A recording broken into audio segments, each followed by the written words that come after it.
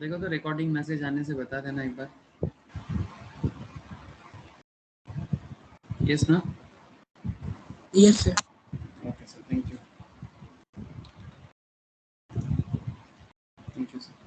चलो sir, GST class है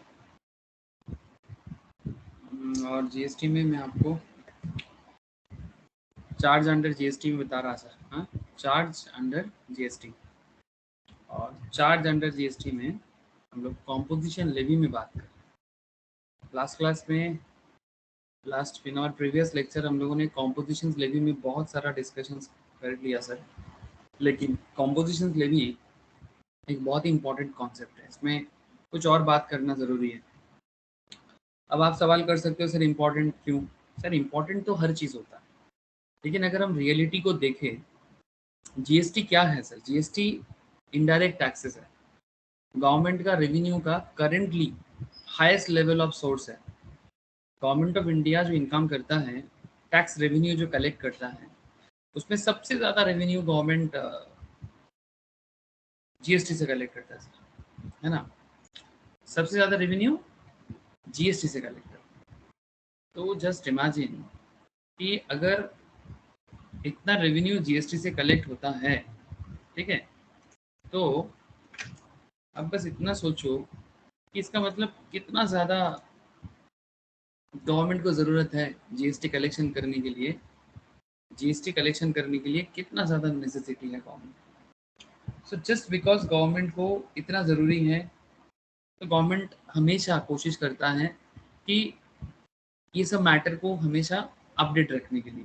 और as a students of chartered, as a student of company secretary, as a student of cost accounting, आप लोगों को भी अपडेट रहना पड़ता है।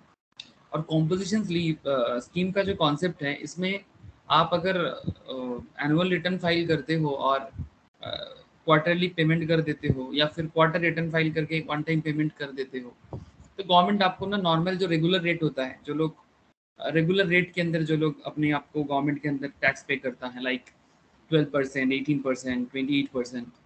लेकिन कॉम्पोजिशन स्कीम वाले जो होते हैं ना sir, they are basically medium type of businessman, small and medium tax payers. ये इनका प्रॉब्लम क्या है, ये टैक्स पे करके सामान तो खरीदते हैं, पर ये कस्टमर से टैक्स कलेक्शन नहीं कर पाता, क्योंकि इनका कुछ नेचुरल रीज़न है बाय डिफ़ॉल्ट। क्योंकि या तो ये मिडिल क्लास एरिया में बिजनेस करता है, लोअर मिडिल क्लास एरिया में बिजनेस करता है, जहाँ पर ये अपने कस्टमर से जीएसटी चार्ज करेगा तो कस्टमर दुकान में आना बंद कर देगा। It's like that. मतलब आप, मतलब ये बहुत सारा एक बहुत बड़ा मुश्किल है ये हमारे देश में। लेकिन गवर्नमेंट कहता है कि भाई ठीक है, आप बिजनेस कर रहे हो करो, लेकिन गवर्नमेंट के घर में जीएसटी नहीं दोगे तो फिर आपको बिजनेस रिगार्डिंग अगर कोई फैसिलिटीज का जरूरत पड़ेगा तो गवर्नमेंट आपको प्रॉपरली नहीं देगा। इसीलिए गवर्नमेंट कॉम्पोजिशन स्कीम को डेवलप किया है कि ठीक है, आप लोग एक लमसम अमाउंट में जीएसटी अमाउंट पे कर देना, आपको डिटेल्स अकाउंट्स मेंटेन वगैरह करने का जरूरत नहीं है, ठीक है। तो 6%, 8% इस तरह का रेट यूज करके 1%, ठीक है, तो इस तरह का डिफरेंट रेट होता है। ऐसे रेट में ये एक लमसम अमाउंट में जीएसटी पे कर देता है। तो इनका हिसाब किताब एग्रीगेट टर्नओवर पे होता है। इनका जो हिसाब किताब होता है एग्रीगेट टर्नओवर पे होता है। एग्रीगेट टर्नओवर में क्या इंक्लूड होना चाहिए, क्या एक्सक्लूड होना चाहिए, मैंने ये लास्ट क्लास में डिस्कस कर दिया था सर, है ना? In our previous GST lectures हम लोग इसको डिस्कस कर चुके थे। स्क्रीन शेयर है कि नहीं एक बार बताइएगा तो।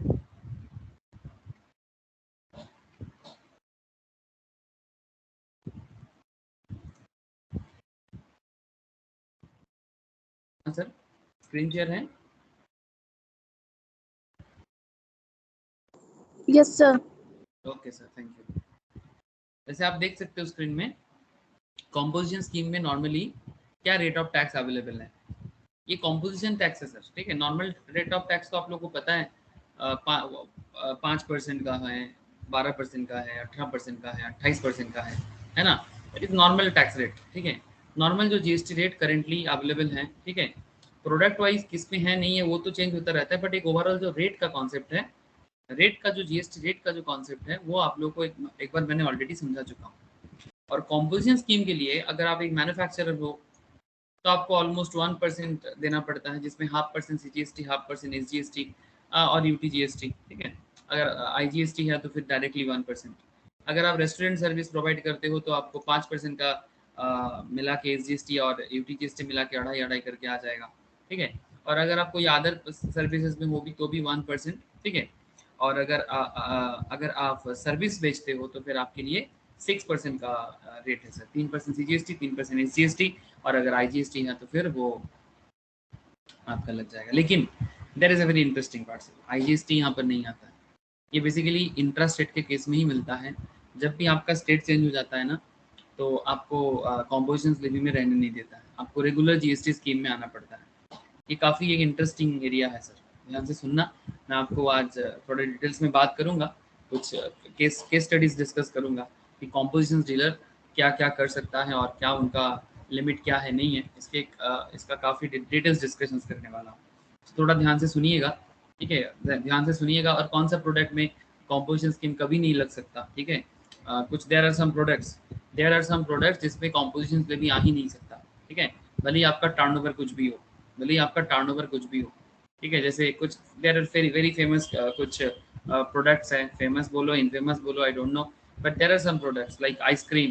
अगर आप आइसक्रीम सेलर हो, अगर आप एडिबल आइस बेचते हो, ठीक है, whether or not containing cocoa, अगर आप पान मसाला बेचते हो, अगर आप टोबैको सब्सटीट्यूट या टोबैको बेचते हो, या फिर अगर आप aerated waters like aerated water मतलब जैसे पेप्सी को कार्बोनेटेड जो वाटर होते हैं, ठीक है।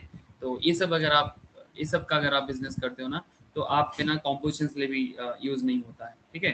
तो डिटेल्स जानना चाहिए सर, डिटेल्स जानकारी लेना है with case studies, with case laws, with questions, बहुत सारा चीज एक बार देखना पड़ेगा सर। चलो फटाफट एक बार आज कॉम्पोजिशन स्कीम का मैं थोड़ा डिटेल जानकारी दे देता हूँ। ऐसे में लास्ट दिन आपको कॉम्पोजिशन स्कीम में टर्नओवर कैसे कैलकुलेट होता है, एग्रीगेट टर्नओवर, उसका मैं एक हिसाब आपको दिया था, है ना सर, याद आ रहा है? कुछ एग्जाम्पल भी किए थे सर, 2-3 एग्जाम्पल्स भी किए थे, इलस्ट्रेशंस, ठीक है, कि किस तरह से आप एक रजिस्टर्ड पर्सन बनोगे कि नहीं बनोगे, आपको रजिस्टर करना चाहिए कि नहीं चाहिए, है ना, याद आ रहा है? ये तोला राम भोला राम ये सब एग्जाम्पल्स यस किए थे, सर। है ना। Thank you sir. चलो ठीक है, बहुत अच्छा, वेरी गुड। लेकिन अभी थोड़ा बात कर लेते हैं सर, ये इंक्लूड का जो कॉन्सेप्ट है कि भाई एक कंपोजिशन डीलर का जो टर्नओवर का लिमिट है as per the states, and you all know this, है ना, कि किस स्टेट में क्या टर्नओवर का लिमिट है, आपको आइडिया हो चुका है, ऑलरेडी हो चुका है ना, याद है, बता सकते हो सर कि कौन से स्टेट में कितना टर्नओवर का लिमिट बनाया गया है सर गवर्नमेंट की तरफ से? Turnover limit for preceding yes financial sir. Year, याद करो, बताओ सर फिर, यस बोलो। सर अरुणाचल प्रदेश, उत्तराखंड, मणिपुर, मेघालय, मिजोरम, नागालैंड, सिक्किम, त्रिपुरा में 7.5, और जो भी मतलब बचा उसमें 1.5 करोड़ से ऊपर होना चाहिए, मतलब पीछे से मतलब प्रीसीडिंग ईयर में। वेरी गुड सर, ठीक है। Special category states except Assam Himachal Pradesh को छोड़ के, जम्मू कश्मीर को छोड़ के, ठीक है। तो इसमें मैक्सिमम नॉर्थ ईस्टर्न स्टेट्स हैं, बट इसमें आसाम नहीं है, हिमाचल नहीं है, जम्मू कश्मीर नहीं है, ठीक है। स्पेशल कैटेगरी स्टेट्स में जो कोई भी आते हैं उनको, उनके लिए 75 लाख का एक लिमिट है, और जो बाकी रिमेनिंग स्टेट्स हैं उनके लिए 1.5 करोड़ का लिमिट है। आप अगर मैक्सिमम 1.5 करोड़ तक अगर रहते हो तो आप कॉम्पोजिशन स्कीम का इस्तेमाल कर सकते हो।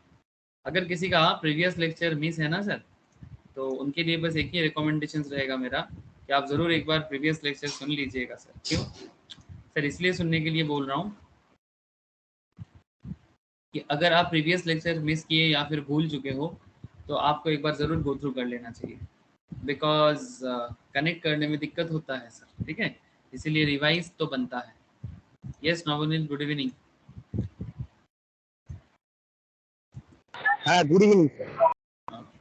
तो बेसिकली ये लिमिट है ना, तो लिमिट के बारे में मैंने प्रीवियस लेक्चर्स में भी कहा था, मैं फिर से एक बार आपको बताया, ठीक है, कि कितना लिमिटेशन ऑफ मतलब कितना टर्नओवर का लिमिट होता है जब तक आप कॉम्पोजिशन डीलर के हिसाब से बिजनेस कर सकते हो, ठीक है। अगर आपका लिमिट या टर्नओवर लिमिट अगर क्रॉस कर जाता है, आपका कॉम्पोजिशन स्कीम का जो वैलिडिटी है वो नहीं रहता है और आपको रेगुलर स्कीम में आना पड़ता है, ठीक है। रेगुलर स्कीम में आने का कुछ फायदा भी है और कुछ डिसएडवांटेजेस भी हैं, ठीक है। फायदा, सबसे बड़ा फायदा तो वही है, रेगुलर स्कीम में रेट मतलब आपको बेसिकली रेगुलर बेसिस में आईटीसी क्लेम करने को मौका मिलेगा, ये फायदा है सर, ठीक है। मतलब आप जब जीएसटी दे के प्रोडक्ट खरीद परचेस करते हो, बेचने के टाइम पे भी आप परचेज मतलब आप एज ए सप्लायर कलेक्ट करते हो, तो आपको इसका एक बहुत अच्छा बेनिफिट मिल जाता है, जो मैंने आपको ऑलरेडी बेसिक्स ऑफ जीएसटी के अंदर या फिर बीच बीच में हर एक क्लास में मैं आईटीसी का डिस्कशंस करता हूँ, और इसके बाद मैं आईटीसी का एक स्पेशल पूरा लंबा डिस्कशन सिर्फ आईटीसी स्पेशल करवाऊंगा, तो उसमें भी आपको मैं फिर से समझाऊंगा। सर जीएसटी ना थोड़ा मोनोटोनस पेपर है, लेकिन बड़ा प्रैक्टिकल पेपर है सर। सर जीएसटी थ्योरी है, अरे ये सोच गलत सोच हो जाएगा सर, ये day to day business activity है ना। आप इसको थ्योरी सोच के ना ज़्यादा रटने का मत सोचो सर, जीएसटी बैम्बू दे देता है एग्जाम में स्टूडेंट्स को। क्योंकि क्या है ना, इसमें different kind of business activity इसके अंदर होता है। गवर्नमेंट डिफरेंट बिजनेस के लिए डिफरेंट काइंड ऑफ रूल्स बना के रखा है, ठीक है। So you have to understand कि गवर्नमेंट ने ऐसा रूल क्यों बनाया। अगर आप इसके एकदम जड़ तक जा सकते हो ना, आपको याद ज़्यादा रहेगा, ठीक है। आप इसको याद कर पाओगे, मेमोराइज कर पाओगे, इट विल हेल्प यू, है ना, it will help you. So basically my concept is very simple sir, कि आप जीएसटी को पढ़ने के टाइम पे ना थोड़ा इसका बिजनेस का मजा लेके पढ़िए सर, ठीक है। बिजनेस का मजा लोगे ना रियलिटी में, और गवर्नमेंट क्यों जीएसटी कलेक्ट में पीछे इतना समय देता है, और क्यों आप सबको बोलता है रूल्स रेगुलेशंस पे इतना क्यों चेंजेस वगैरह भी करता है। अगर आप इसका रियलिटी को अंडरस्टैंड कर पाओगे ना, देन ओनली आप समझ पाओगे कि जीएसटी गवर्नमेंट के लिए कितना इंपॉर्टेंट है ना। ऐसे तो मैं आप लोगों को बताता रहता हूँ, है ना, कि गवर्नमेंट कितना कमाते हैं जीएसटी से। हाँ, इसके लिए मैं आपको गवर्नमेंट का मनी सप्लाई का चार्ट शो करता हूँ, मैं आप लोगों को गवर्नमेंट का रिपोर्ट शो करता हूँ गवर्नमेंट ऑफ इंडिया का।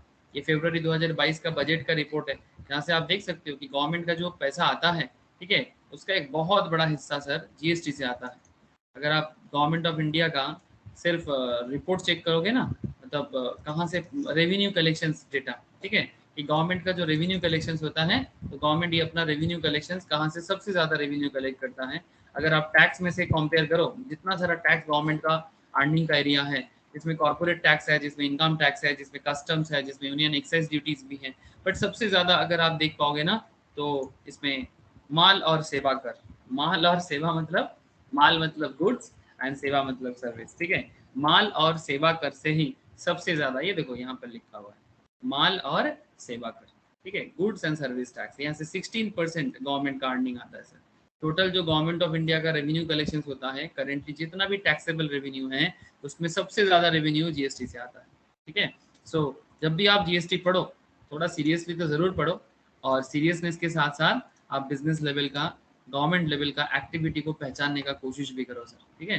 बिकॉज ये बस पहचान कौन का एरिया है, और जितना अपना बिजनेस लेवल नॉलेज को डेवलप कर पाओगे, प्रैक्टिकल सिचुएशंस को समझ पाओगे, ठीक है, तो आप एज ए जीएसटी प्रैक्टिशनर्स भी आप अपने आप को डेवलप कर पाओगे, as a business man, as a chartered, as a cost accountant, as a company secretary भी आपके अंदर निखार आएगा, ठीक है।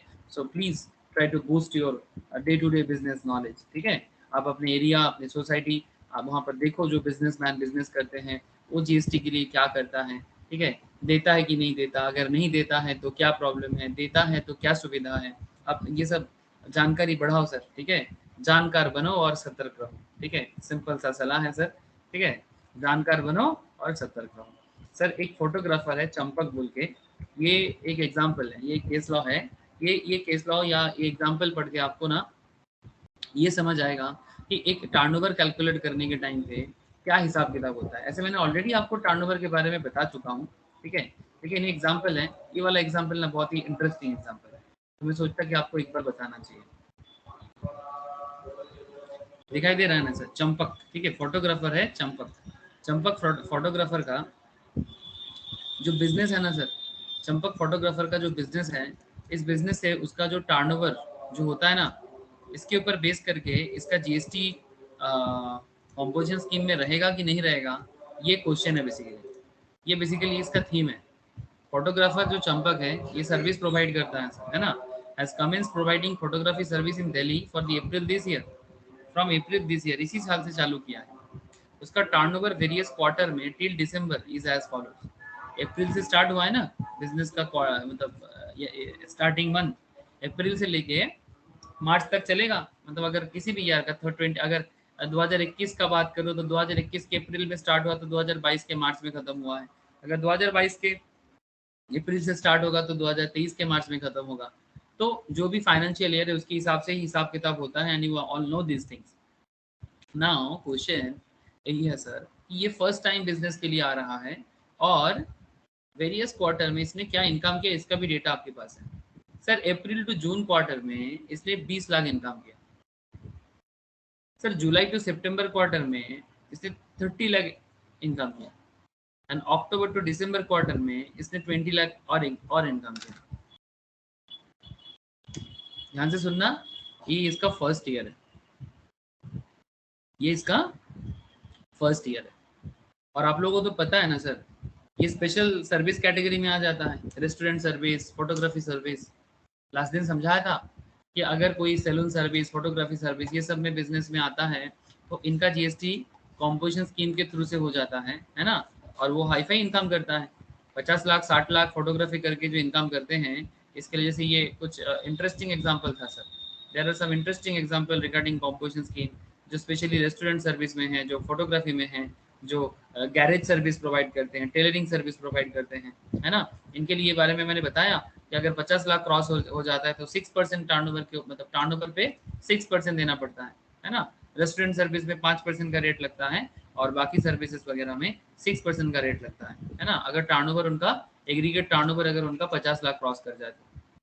हाँ, there is a very interesting concept sir, जो ये चंपक का एग्जाम्पल है आपको थोड़ा, इसीलिए मैं बार बार बता रहा हूँ कि जब हम लोग एग्रीगेट टर्नओवर कैलकुलेट करते हैं तो हमें क्या उसमें इंक्लूड करना चाहिए होता है और क्या एक्सक्लूड करना चाहिए होता है। जब टर्नओवर कैलकुलेट करते हैं तो सप्लाई देखते हैं कि कितना सप्लाई किया, उसमें taxable supply, exempt supply, export कितना किया, इंटर स्टेट सप्लाई कितना हुआ, मतलब एक स्टेट से दूसरे स्टेट में सप्लाई कितना हुआ, person having the same PAN be computed on all India basis, ठीक है। और साथ में एक्सक्लूड क्या हो जाता है, CGST, SGST, UTGST, IGST etcetera. Value of inward supply जो आया है उसको नहीं लेना है, on which taxes payable under reverse charge, specially जो आरसीएम कैटेगरी में उसको साइड करना है।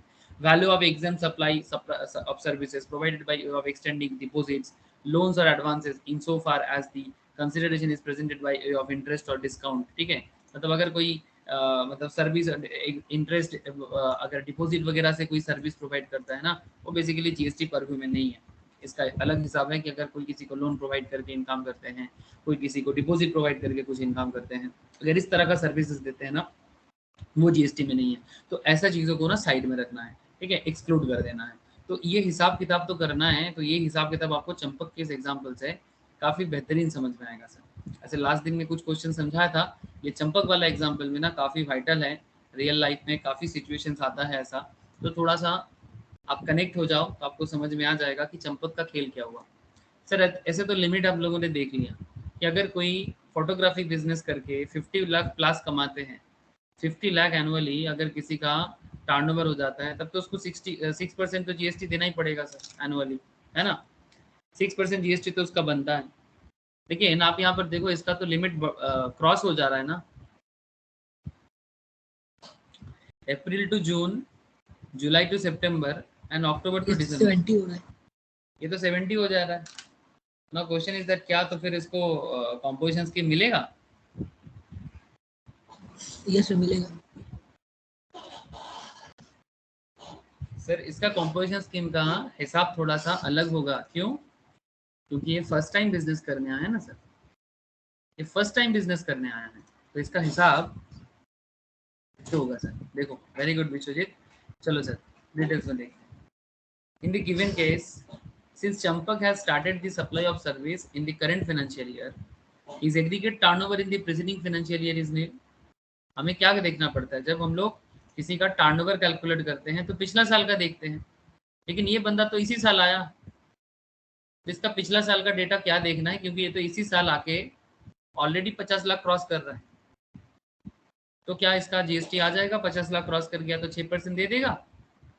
हाँ देगा। या फिर 50 लाख क्रॉस करके चला गया तो फिर उसका रेगुलर पेमेंट हो जाएगा, मतलब रेगुलर जो जीएसटी रेट चलता है product to product, service to service, like 12%, 18%, 28%, ऐसा रेट आ जाएगा, क्योंकि उसका 70 लाख हो गया। अब इसमें ना कुछ हिसाब देखना है। In the current financial year he is eligible for composition scheme for services. He becomes eligible for registration when his aggregate turnover exceeds 20 lakh. पहला बात तो ये है सर, जब उसका सर्विस 20 लाख क्रॉस कर रहा है तब उसको एग्रीगेट टर्नओवर, उसका जैसे ही 20 लाख क्रॉस करता है ना, उसे रजिस्ट्रेशन कर लेना चाहिए। ठीक है, ये बिकम्स एलिजिबल फॉर रजिस्ट्रेशन, मतलब जीएसटी रजिस्ट्रेशन अगर किसी का 20 लाख क्रॉस करता है तो उसको करना ही पड़ता है। ठीक है, अगर गवर्नमेंट किसी केस में 40 लाख बोल देता है तब अलग बात, बट नॉर्मल केस में, ऐसे बिजनेस के केस में 20 लाख टर्नओवर मतलब आपको जीएसटी में रजिस्ट्रेशन करना ही पड़ेगा। ठीक है, तो जब आप जीएसटी में रजिस्ट्रेशन करते हो ना, ऐसे जीएसटी रजिस्ट्रेशन कहाँ करता है, मैं आपको इसका पोर्टल भी बताया ना, ऑलरेडी प्रीवियसली डिस्कस है ना,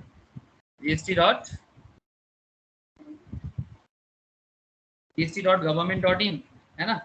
आपको यहाँ जाके सर्विसेज में जाके, या फिर यहाँ पर भी है टैक्स पेयर्स जीएसटी प्रैक्टिशनर्स, अगर आप टैक्स पेयर्स हो तो आप प्रैक्टिशनर ढूंढो और आप ये रजिस्टर नाउ कर सकते हो। जैसे आप लोग जाके आगे जाके as a chartered accountant, as a company secretary, as a cost accountant आप लोग जीएसटी प्रैक्टिशनर बन सकते हो, और काफ़ी अच्छा आप लोगों का फ्यूचर है ये सब मार्केट में, मतलब करियर बनाने में। ठीक है, जीएसटी का काफ़ी डेवलपिंग एरियर होता है सर, बिकॉज ये भी एक अच्छा एरिया आपको मिलता है प्रैक्टिस करने में। ठीक है, तो ये सब तो आप लोगों को धीरे धीरे पता चल ही जाएगा, बहुत सिंपल सा मैटर है। बट एज एन एक्सपर्ट आपको सबसे पहले नॉलेज गैदर करना है, तभी जाके आप एक्सपर्ट बन पाओगे सर, है ना। नॉलेज गैदर करके एग्जाम क्रैक करके आप अपने एक्सपर्टीज को डेवलप कर पाओगे ना। क्वेश्चन क्या है सर, 20 लाख क्रॉस करते ही रजिस्टर कर लिया। For determining his turnover of the state for payment of tax under composition scheme of service, turnover of April to June quarter 20 lakh shall be excluded as the value of supply from the first day of April of his financial year up to the date when such person becomes liable for registration under this act are to be excluded for this purpose। जब उसका turnover limit हम लोग calculate करेंगे कि वो composition scheme में रहेगा कि नहीं रहेगा, इसके लिए जो रूल्स है वो फर्स्ट टाइम उसका जो 20 लाख का टर्नओवर का लिमिट है ना sir, April to June quarter का, इस अमाउंट को एक्सक्लूड कर देंगे सर। ठीक है, इसको छोड़ के देखेंगे कि क्या वो मतलब 50 लाख के अंदर है कि नहीं। तो उसका जो first for determining his turnover है ना, एग्रीगेट टर्नओवर को डिटरमाइन करने का जो तरीका है, for determining the turnover of the state for payment of tax under composition scheme for services, turnover of April to June quarter, that is 20 lakh, shall be excluded as the value of supplies from the first day of April of a financial year up to date when such person becomes liable for registration under this act are also be excluded for this purpose।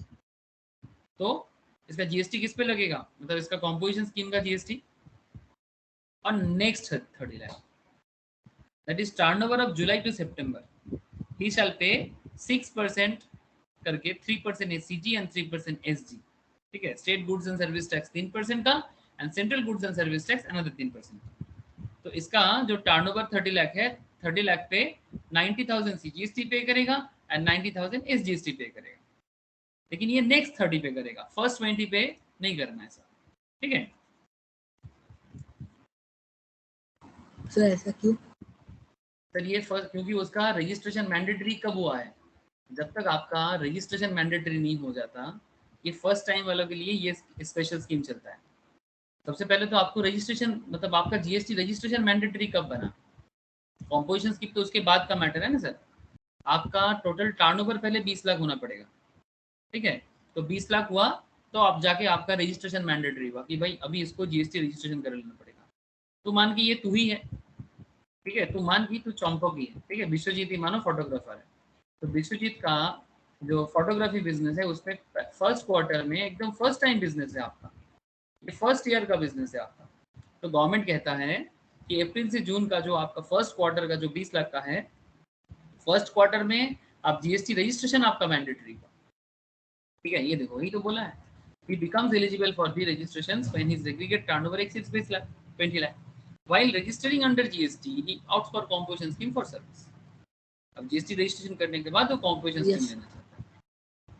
ठीक है, और determine composition registration के बाद ही मिलता, पहले नहीं। पहले कैसे मिलेगा, पहले आपको जीएसटी रजिस्ट्रेशन मैंडेटरी होता है, हर किसी को जीएसटी में रजिस्टर नहीं करना है ना, हर किसी को जीएसटी में रजिस्ट्रेशन थोड़ी ना करना था। जब तक आपका टर्नओवर लिमिट, ये बेसिक्स ऑफ जीएसटी का क्लास एक बार देखना, ठीक है, उसमें काफी डिटेल्स में बात किया गया है कि भाई जीएसटी में रजिस्ट्रेशन करने का क्या लिमिटेशन बना हुआ है। ठीक है, कि भाई इतना होने से ही आपको इतने में जीएसटी करना पड़ेगा, अदरवाइज नहीं। नॉर्मल जो रूल चलता है नॉर्थ ईस्टर्न स्टेट के केस में 10 लाख का और नॉर्मल स्टेट के केस में 20 लाख का, ये लिमिटेशन है।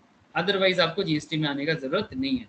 कोई चाहे तो मतलब कर सकता है, बट नॉट नेसेसरी। और कुछ केस में गवर्नमेंट ने 40 लाख का भी लिमिट मान के रखा है कि 40 लाख तक जीएसटी रजिस्ट्रेशन करने का जरूरत नहीं है। ठीक है, मतलब 40 लाख तक टर्नओवर तक भी भारत में मैक्सिमम स्टेट में 40 लाख का भी लिमिट है। वेस्ट बंगाल जैसे स्टेट में 40 लाख का लिमिट है सर। ठीक है, तो 40 लाख तक एनुअल टर्नओवर में you don't need to register for GST. उसके बाद आपको मैंडेटरीली करना पड़ेगा। एक बार चले जाए तो हो जाएगा रजिस्ट्रेशन। उसके बाद आप कॉम्पोजिशन में रहोगे कि रेगुलर में रहोगे।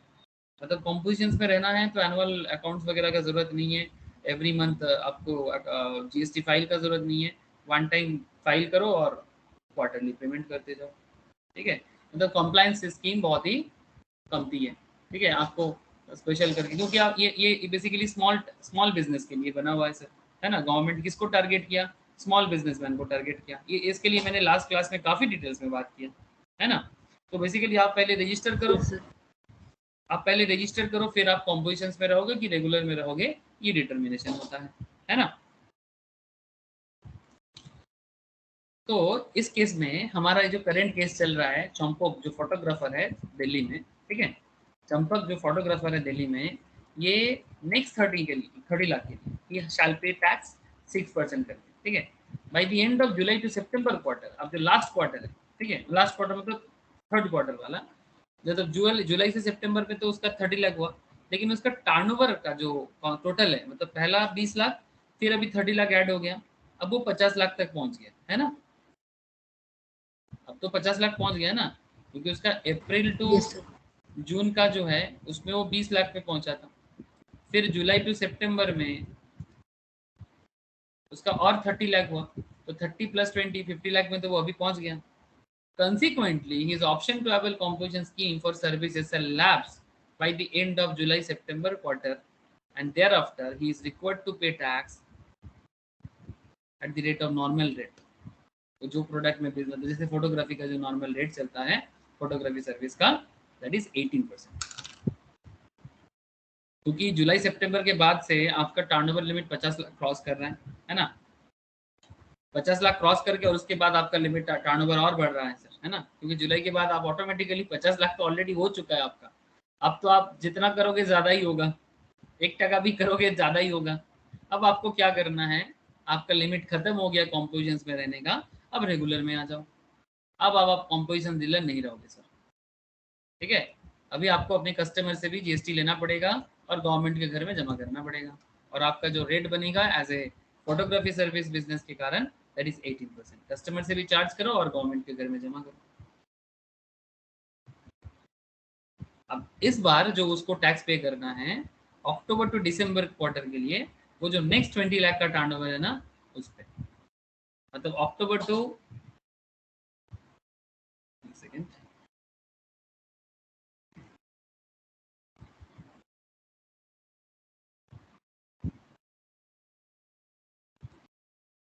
मतलब अक्टूबर से लेके क्या हुआ सर उसका, अक्टूबर से लेके दिसंबर तक, ठीक है, उसका 20 लाख का टर्नओवर हो चुका है। अब जैसे ही वो रेगुलर हो गया, ठीक है, अब रेगुलर होने के बाद, ठीक है, रेगुलर होने के बाद ये फर्स्ट ईयर का मैटर चल रहा है, ये बिजनेस पुराना नहीं है, ये नया बिजनेस है सर, अभी इसी साल आया है। ठीक है, तो जो 20 लाख का टर्नओवर हुआ है उस पर उसको 18% देना होगा, दैट इज 3,60,000। 20 लाख का 18%, 3,60,000। इसमें जितना सीजीएसटी होगा, जितना एसजीएसटी होगा, डिवाइड हो जाएगा दोनों हिस्सों में। अगर सीजीएसटी एसजीएसटी का मैटर है तो फिर 9% सीजीएसटी में जाएगा और एसजीएसटी में 9% जाएगा। और गवर्नमेंट के जो जीएसटी का जो अकाउंट रहेगा ना, वहाँ पर लेजर में शो करता है। ये जो गवर्नमेंट का जो जीएसटी का जो लेजर है ना, इसमें आप जब जैसे आप रजिस्टर करोगे ना, रजिस्टर करने के बाद जैसे आपका पोर्टल मिल जाता है, जैसे आप लोग इंस्टीट्यूट में रजिस्टर करते हो, जैसे सीए स्टूडेंट्स को स्मैश मिलता है, सीए वाले को भी सेल्फ सर्विस एसएसपी पोर्टल बोलता है, सीएमए स्टूडेंट्स को भी अपना लॉगिन के थ्रू से इंस्टीट्यूट का डिटेल्स मिल जाता है। इसी तरह से यहाँ पर भी आपको अपना डिटेल्स मिल जाएगा, आपका लेजर अकाउंट आ जाएगा, उसके थ्रू से आप अपना लेजर पे चेक कर सकते हो। ठीक है, कि किस तरह से आपको कितना जीएसटी कहाँ क्या हो रहा है, नहीं हो रहा है, सारा इन्फॉर्मेशन अवेलेबल होता है, IGST में कितना, SGST में कितना, ईच एंड एवरीथिंग आपको नजर आ जाएगा। अब यही तो देखना होता है, वो बहुत सिंपल काम है, वो जो सॉफ्टवेयर के अंदर देखना कॉन्सेप्ट जो बहुत है वो 2-4 दिन काम करते करते आदत हो जाएगा। मेन जो खेल है सर वो है रूल्स रेगुलेशन। गवर्नमेंट आपके लिए क्या प्रोविजंस बिल्ड करके रखा है। बस एक बात का स्पेशल ध्यान रखना, while computing aggregate turnover for determining Champak's eligibility to pay tax under composition scheme, value of supplies from the first day of April of a financial year up to the date when such person becomes liable for registration under this act are included। ठीक है, जैसे उसका composition scheme के लिए 50 लाख के जो हिसाब है उसमें पहला जो स्टार्टिंग से जो 20 लाख का हिसाब है वो वाला आया ना सर, ठीक है, वो इंक्लूड हो गया। हम लोग पहले क्या किया, पहले हम लोग उसको मतलब उसका ये वाला अमाउंट से टैक्स नहीं लिया, टैक्स तो यहाँ से लिया सर 30 लाख से, लेकिन जब एग्रीगेट टर्नओवर कैलकुलेट हुआ ना सेकेंड क्वार्टर में, जुलाई टू सितंबर क्वार्टर में, ठीक है, जुलाई टू सितंबर क्वार्टर में जब हम लोग एग्रीगेट टर्नओवर का हिसाब किए 50 लाख के अंदर, तब बिजनेस के अप्रैल से लेके जून तक का पूरा हिसाब लिया है ना। बस ये बात का ध्यान रखिएगा। लेकिन एक बात ध्यान रखिए, हम लोग ये 20 लाख पे टैक्स नहीं लगाया, यहाँ पर 20 लाख पे उसको टैक्स नहीं देना पड़ा, क्योंकि पहले तो वो रजिस्ट्रेशन का मैंडेटरी था, रजिस्ट्रेशन मैंडेटरी था। अब रजिस्ट्रेशन के बाद जितना एग्रीगेट बनेगा उसके हिसाब से वो गवर्नमेंट के घर में जमा करेगा, और नेक्स्ट ईयर से तो उसका टोटल पूरा साल का जितना एग्रीगेट है वो देखा जाएगा। जैसे मानो ये अगर 21-22 चल रहा है, ठीक है, 22-23 में तो पूरा एग्रीगेट टर्नओवर मिल ही जाएगा उसका, है ना, या फिर अगर 22-23 चल रहा है तो 23-24 से पूरा उसका एग्रीगेट टर्नओवर मिल जाएगा, है ना। तो ये है केस। बड़ा अच्छा क्वेश्चन था, बड़ा ही अच्छा क्वेश्चन था। लास्ट दिन भी कुछ क्वेश्चन किए थे, ये क्वेश्चन भी बड़ा अच्छा क्वेश्चन। आई थिंक आप लोगों को समझ में आया सर, आया ना समझ में, चंपक का क्वेश्चन समझ में आया सर। फोटोग्राफर का केस स्टडी था, एक फोटोग्राफर यस का टैक्स लायबिलिटी अगर फर्स्ट टाइम बिजनेस करने के लिए आ रहा है और अगर लिमिट क्रॉस करता है तो क्या होता है, लिमिट के नीचे रहने से क्या होता है, ये काफी अच्छा कॉन्सेप्ट था। Thank you sir. नेक्स्ट बात करते हैं sir, who are not eligible to opt for composition scheme. कौन कॉम्पोजिशन स्कीम में आने के लिए एलिजिबल नहीं है, वो are not eligible to opt for composition scheme, मतलब वो कभी भी नहीं आ सकता। मतलब कॉम्पोजिशन डीलर, आप चाहते हो कि मुझे कॉम्पोजिशन स्कीम मिल जाए, बट आपको नहीं मिलेगा। किसको नहीं मिलेगा, सेक्शन 10 सबसेक्शन 2 एंड 2A इसके बारे में बात करता है सर, मतलब एक गुड्स के लिए एक सर्विस के लिए। सेक्शन 10 सबसेक्शन 2 एंड 2A, ठीक है। Registered person who is not eligible for composition scheme for goods and registered person who is not eligible for composition scheme for service. किसके किसके लिए है sir, supplier engaged in making of any supply of goods और service which are not leviable to tax, जिसमें अभी tax ही नहीं है, ठीक है, मतलब ऐसा गुड्स या गुड्स जिसमें टैक्स ही नहीं लगता करेंटली, वो कॉम्पोजिशन स्कीम का डीलर नहीं बन सकता। Similarly supplier engaged in making any supply of goods और सर्विसेज, मतलब गुड्स एंड सर्विस मिला के भी देता है, बट जो नॉट लिवेबल टू टैक्स है, इसके लिए जो नॉट लिवेबल टू टैक्स का बिजनेस करता है ऐसा प्रोडक्ट या सर्विसेज का, उसके लिए ये वाला कॉन्सेप्ट एप्लीकेबल नहीं होता। Supplier engaged in making any interstate outward supply, sir अगर आप स्टेट बदलते हो, अगर आप स्टेट बदलते हो, स्टेट बदलने का मतलब, स्टेट बदलने का मतलब है कि जब आपका सप्लाई एक स्टेट से दूसरे स्टेट में जाता है, दैट इज कॉल्ड स्टेट बदलने का बात। इंटर स्टेट, आप बंगाल में बैठ के उड़ीसा में सप्लाई करते हो, आप उड़ीसा में बैठ के आंध्र प्रदेश में सप्लाई करते हो, आप महाराष्ट्र से गुजरात जाते हो सप्लाई करने के लिए, महाराष्ट्र से कर्नाटका जाते हो, तमिलनाडु से केरला, केरला से तमिलनाडु, ठीक है, आंध्रा से तमिल, ठीक है, अब अरुणाचल से मणिपुर आते हो, मणिपुर से मिजोरम जाते हो, मतलब आपका सप्लाई स्टेट टू स्टेट होता है। ऐसे केसेस में आपको कॉम्पोजिशन डीलर बनने का मौका नहीं मिलेगा,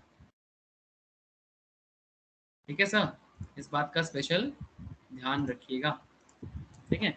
supplier engage in making of any interstate outward supply, outward supply sir, हाँ अच्छा एक बात ध्यान रखें, इनवर्ड सप्लाई लेने में दिक्कत नहीं है, मतलब आप मतलब वेस्ट बंगाल में बिजनेस करते हो लेकिन आप बाहर से सप्लाई रिसीव करते हो, इनवर्ड सप्लाई होता है आपको, there is no issue with that. But जब आपका सप्लाई, आपका प्रोडक्ट, आपका सर्विस बाहर जाएगा, दूसरे स्टेट में जाएगा, तब आप कॉम्पोजिशन डीलर में नहीं रह पाओगे, ठीक है, तो आपको रेगुलर टैक्स पेयर में आना पड़ेगा।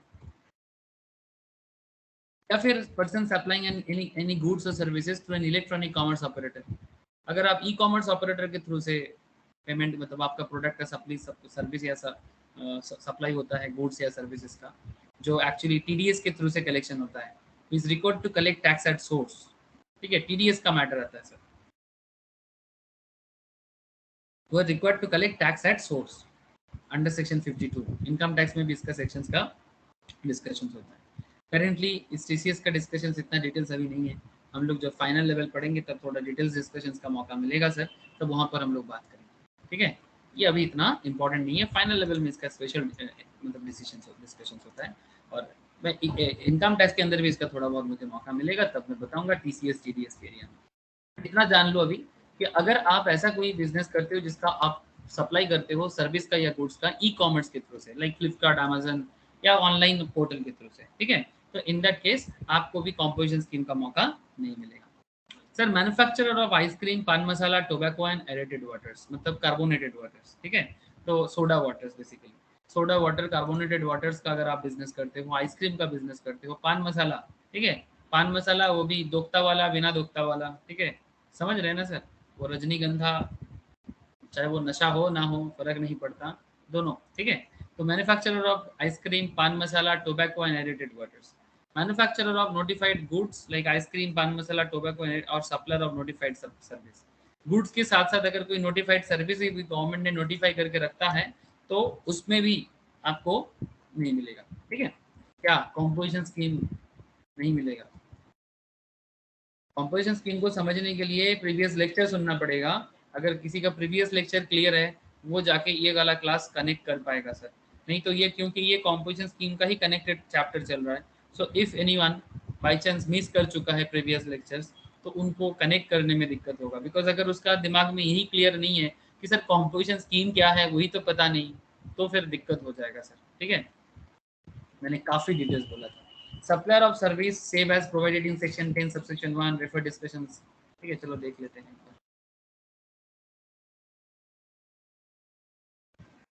Supplier of services as provided in section 10 subsection 1 refer discussion below diagram. ये डायग्राम क्या है मैं आपको थोड़ा बताता हूँ। एक्चुअली दिस इज कुछ ऐसे सर्विसेज भी हैं जो गुड्स के साथ साथ दिया जाता है, उनको भी ना कॉम्पोजिशन स्कीम में रहना है कि नहीं रहना है, इसका एक स्पेशल कॉन्सेप्ट है। अब इसको समझने के लिए आपको थोड़ा सा डिटेल समझना पड़ेगा। Section 10 subsection 2 clause A, section 10 subsection 1 के साथ पढ़ना होगा। ये सब सेक्शन याद रखना पड़ेगा एज एन एक्सपर्ट्स। ठीक है, आप लोग एक चीज मत भूलना कि आप लोग chartered accountant, cost accountant, company secretary, commerce professionals बन रहे हो, तो आप लोग ना एक्सक्यूज मत देना सर याद रखने में दिक्कत हो रहा है, याद नहीं रख पा रहे हैं। सो ऐसा एक्सक्यूज ना शोभा नहीं देता सर, प्लीज डोंट माइंड ना। मतलब सीरियसली क्यों नहीं शोभा देता, बिकॉज अगर एक्सपर्ट बनना है तो बेस्ट बनना होता है, और बेस्ट के लिए एक्सक्यूज नहीं होता कि मुझसे ये नहीं हो पाता है, मुझसे नहीं हो पाएगा। जो बेस्ट होता है ना वो एक्सक्यूज नहीं मारता। ठीक है, विराट कोहली अगर एक्सक्यूज देता है ना कि हमसे खेला नहीं जा रहा है, हमसे बैट बैट उठाया नहीं जा रहा है, हम ये वाला शॉट नहीं खेल सकते, कोई ये पर्टिकुलर बॉलर बॉल करेगा तो मैं नहीं खेलूंगा।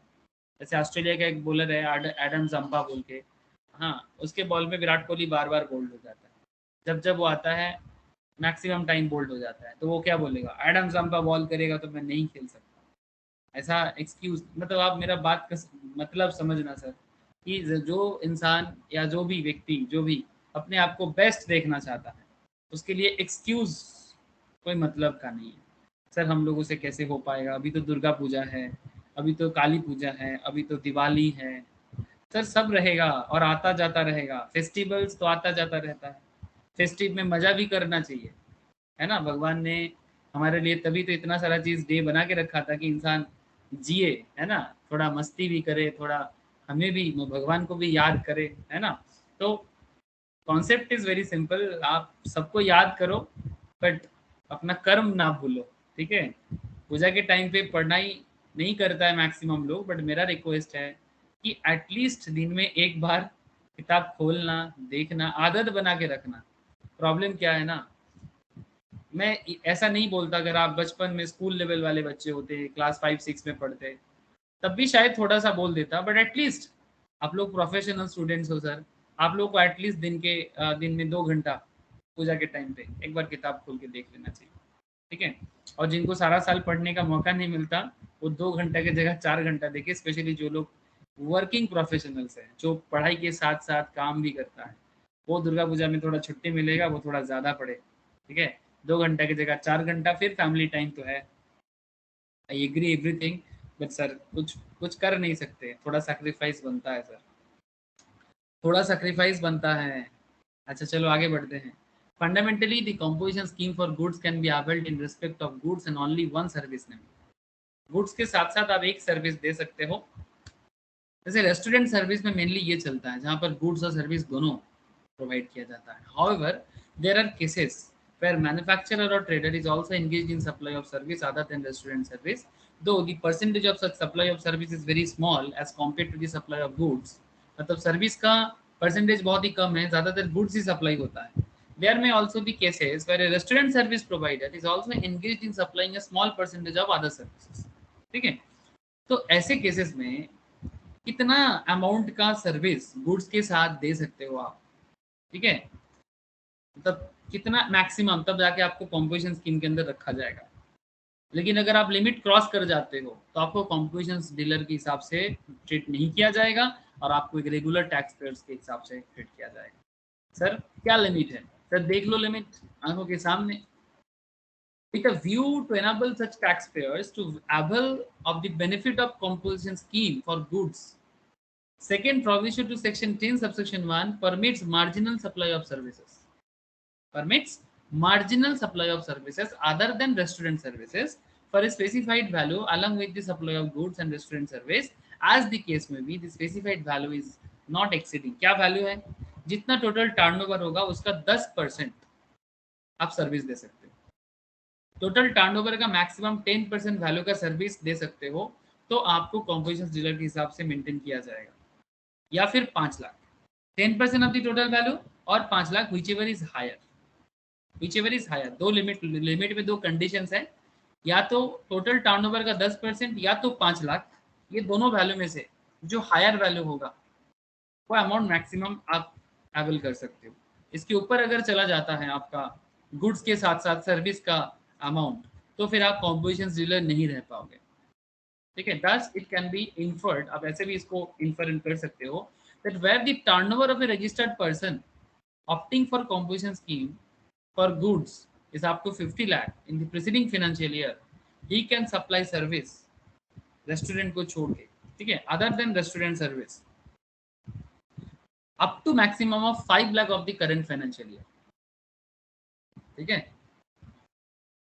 Where the turnover of a registered person opting for composition scheme is more than 50 lakh and up to 1.5 crore in the preceding financial year, he can supply services other than restaurant services in the current financial year up to a maximum value of 10% of the turnover in the states or union territory in the preceding financial year।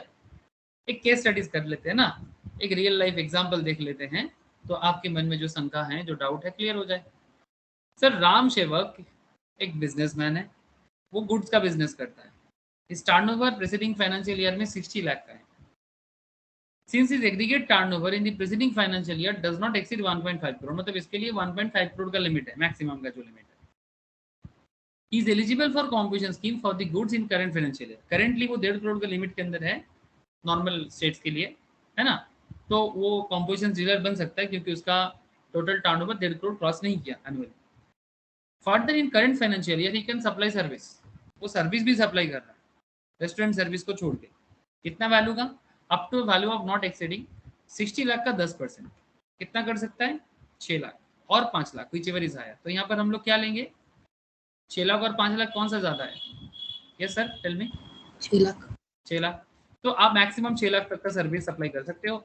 Thus he can supply service up to value of 6 lakh in a current financial year if the value of service supplied 6 lakh से ज्यादा हो जाता है। He becomes eligible for the composition scheme for goods and has to opt out of the same। He becomes ineligible, point to be noted sir, हाँ, मतलब he is not eligible basically। He becomes ineligible for the composition scheme for goods and has to opt out of the same, मतलब opt out करना पड़ेगा, मतलब आपको खुद से ही अपने आप को ऑप्ट आउट करने के लिए अप्लाई करना पड़ेगा कि भाई मेरा स्कीम बदल गया है, मतलब मैं बेसिकली ज़्यादा कर दिया, 6 लाख से ज़्यादा मेरा सर्विस बेच दिया मैंने, तो मैं और नहीं करता हूँ। कोई बोलेगा सर वो जानबूझ के सर्विस को कम दिखा देगा। हाँ सर, वो तो चलता रहता है ना। अगर किसी को रहना है कॉम्पोजिशंस में, जिसको फायदा है वो सर्विस को कम दिखाएगा, थोड़ा सा साइड कर देगा, लेकिन एक सर्टेन लिमिट तक ही आप इसको कर सकते हो। छोटा मोटा है तो कर सकते हो, बट ज़रूरत से ज़्यादा हो जाने से ना आप पकड़ा जाओगे सर, है ना। जब टैक्स ऑफिशियल्स विजिट करता है ना, तब आपको, अगर ज़रूरत से ज़्यादा हालत में भी आप ऐसा करते रहोगे तो टैक्स ऑफिशियल सब पकड़ेगा। तो आपका ऑथोरिटी है, उन लोगों के पास पावर है, आपके साथ जो करना है करेगा। ठीक है। सो पावर तो बहुत है, लेकिन हाँ अब ये सब लेवल में अभी भी गवर्नमेंट लेवल में इतना प्रेशर क्रिएट नहीं किया गया है, बट धीरे धीरे करेगा सर। अभी आप देख रहे हो ना, बड़े बड़े केस में इन्फोर्समेंट डायरेक्टरेट किस तरह का हेल्प कर रहा है ना, घोटाला कैसे पकड़ा रहा है। तो नॉर्मल छोटा छोटा बिजनेस में घोटाला भी है, वो भी एक टाइम आएगा कि उसमें भी गवर्नमेंट थोड़ा फोर्स करेगा, बट अभी छोटा छोटा घोटाला के लिए गवर्नमेंट के पास टाइम नहीं। लेकिन गवर्नमेंट सबको एक दिन सुधरने के लिए जरूर प्रेशर करेगा सर। लेकिन क्या आप लोगों को समझ में आ गया सर कि आप गुड्स के साथ साथ कितना सर्विस का बिजनेस करने से आपको कॉम्पोजिशन स्कीम के अंदर रखा जा सकता है, अदरवाइज आपको कॉम्पोजिशन स्कीम से रेगुलर स्कीम में ट्रांसफर होना पड़ेगा। राम सेवक का एग्जाम्पल सबको क्लियर है सर? प्लीज थोड़ा सा बताइएगा। राम सेवक का एग्जाम्पल क्लियर है सर? हेलो, बताओ ना, हाँ ना, कुछ तो बोलो। Yes sir. ये टॉपिक क्या था? A person engaged in supply of service other than restaurant service also eligible for composition levy of goods। ठीक है, रेस्टोरेंट सर्विस छोड़ के भी कॉम्पोजिशन स्कीम में आ सकता है कोई, अगर उसका इस तरह का कॉन्सेप्ट के साथ वो अगर रहता है। Interest income to be excluded for determining the value of turnover. ठीक है, इंटरेस्ट इनकम जो भी होता है ना, उसको टर्नओवर से आउट किया जाता है। ठीक है, इसके बारे में section second provision to section 10 subsection 1 में बोला गया है सर। जनरली बिजनेस का क्या है, generally business tend to save and invest money in the form of deposits, loans और एडवांसेस। बिजनेस इंटरेस्ट अर्न करता है। However, this way they get engaged in supply of service, है ना, by way of extending deposit, किसी को deposit देके, loans देके, advances देके आप भी सर्विस दे रहे हो। सर्विस आदत दिन रेस्टोरेंट सर्विस के अंदर आ जाता है। And by the income from service services cost the value of services, और उससे आपको जो इनकम हो रहा है, इंटरेस्ट इनकम, है ना, एडवांस का इनकम, डिपॉजिट का इनकम, ये भी आपका इनकम बढ़ा देता है सर, अच्छा खासा इनकम आ जाता है। बट ये जीएसटी के अंदर नहीं है। And where the income from the service cost the value of services supply to exceeds the value. ठीक है, लेकिन सर बात यही है कि it is however pertinent to note that service by extending deposit, loans, advances so far as the consideration represent by of interest और discounts are exempt from GST. ठीक है, इसका डिस्कशन हम लोग ऐसे तो मौका मिलेगा एग्जेम्प्ट फ्रॉम जीएसटी से, एक चैप्टर पढ़ेंगे सर एग्जेम्पशन फ्रॉम जीएसटी का, उसके अंदर मैं आपको ये सब डिस्कशन करूंगा। ठीक है, तो उसमें आपको और डिटेल्स में पता चलेगा, लेकिन इंटरेस्ट इनकम वगैरह को आप टर्नओवर में काउंट नहीं करोगे। ठीक है, इसीलिए डायरेक्टली बोल दिया interest income to be excluded for determining the value of turnover in state और union territory under the second provision to section 10 subsection 1। ठीक है, इसका यहाँ पर भी बोला था सर, अगर आप स्टार्टिंग में ये पॉइंट में आपको बोला था, देखो value of exempt supply of services provided by way of extending deposits, loans और advances in so far as the consideration is represented by way of interest और डिस्काउंट। ठीक है, तो अगर आप इस तरह का कुछ भी इनकम करते हो जो जीएसटी परव्यू में नहीं है अभी, ठीक है, इस तरह इनकम को टर्नओवर के बाहर रखा जाता है। ठीक है, थोड़ा याद रखिएगा, ऑलरेडी इसको बता दिया और यहाँ पर थोड़ा डिटेल्स में भी बता दिया।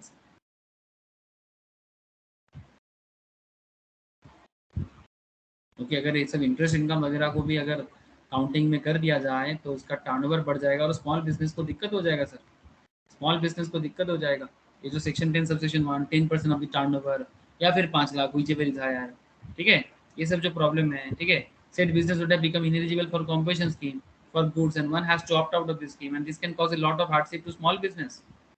स्मॉल बिजनेस अगर इंटरेस्ट इनकम के कारण, डिस्काउंट के कारण, अगर इनका टर्नओवर लिमिट अगर मतलब इनका कॉम्पोजिशन स्कीम अगर इनसे छीन लिया जाए तो ये बहुत प्रॉब्लम में आ जाएगा, क्योंकि इनका कंप्लायंस लेवल में खर्चा बढ़ जाएगा, इनको काफ़ी ज़्यादा कंप्लायंस में खर्चा करना पड़ेगा, है ना, लीगल एडवाइज़र का हेल्प बार बार लेना पड़ेगा। ठीक है, तो ये मुश्किल में आ सकता है।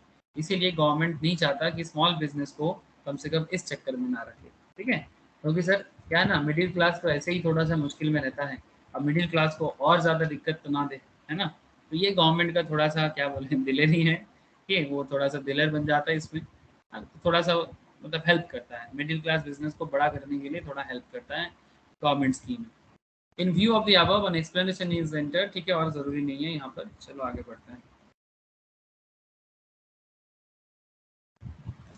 सर यहाँ पर कुछ इंपॉर्टेंट बात और, the provisions related to composition levy discuss hereafter applicable to both composition levy for goods as well as composition levy for services.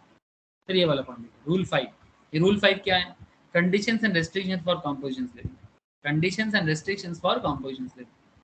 Person opting for composition levy has to comply with the following conditions. अगर आपको composition levy में रहना है तो आपको following condition fulfil करना पड़ेगा। He was not engaged in the manufacture of goods as notified under section 10 subsection 2 clause E। ठीक है, मतलब आप ऐसा कोई भी गुड्स मैन्युफैक्चर नहीं कर सकते जो ऑलरेडी मैंने आपको बता दिया जो एग्जेम्प्टेड कैटेगरीज में आते हैं। ठीक है, तो ये सब गुड्स ऑलरेडी आई डिस्कस्ड, इसका heading chapter and tariff item वगैरह भी कोड के हिसाब से देके रखा है।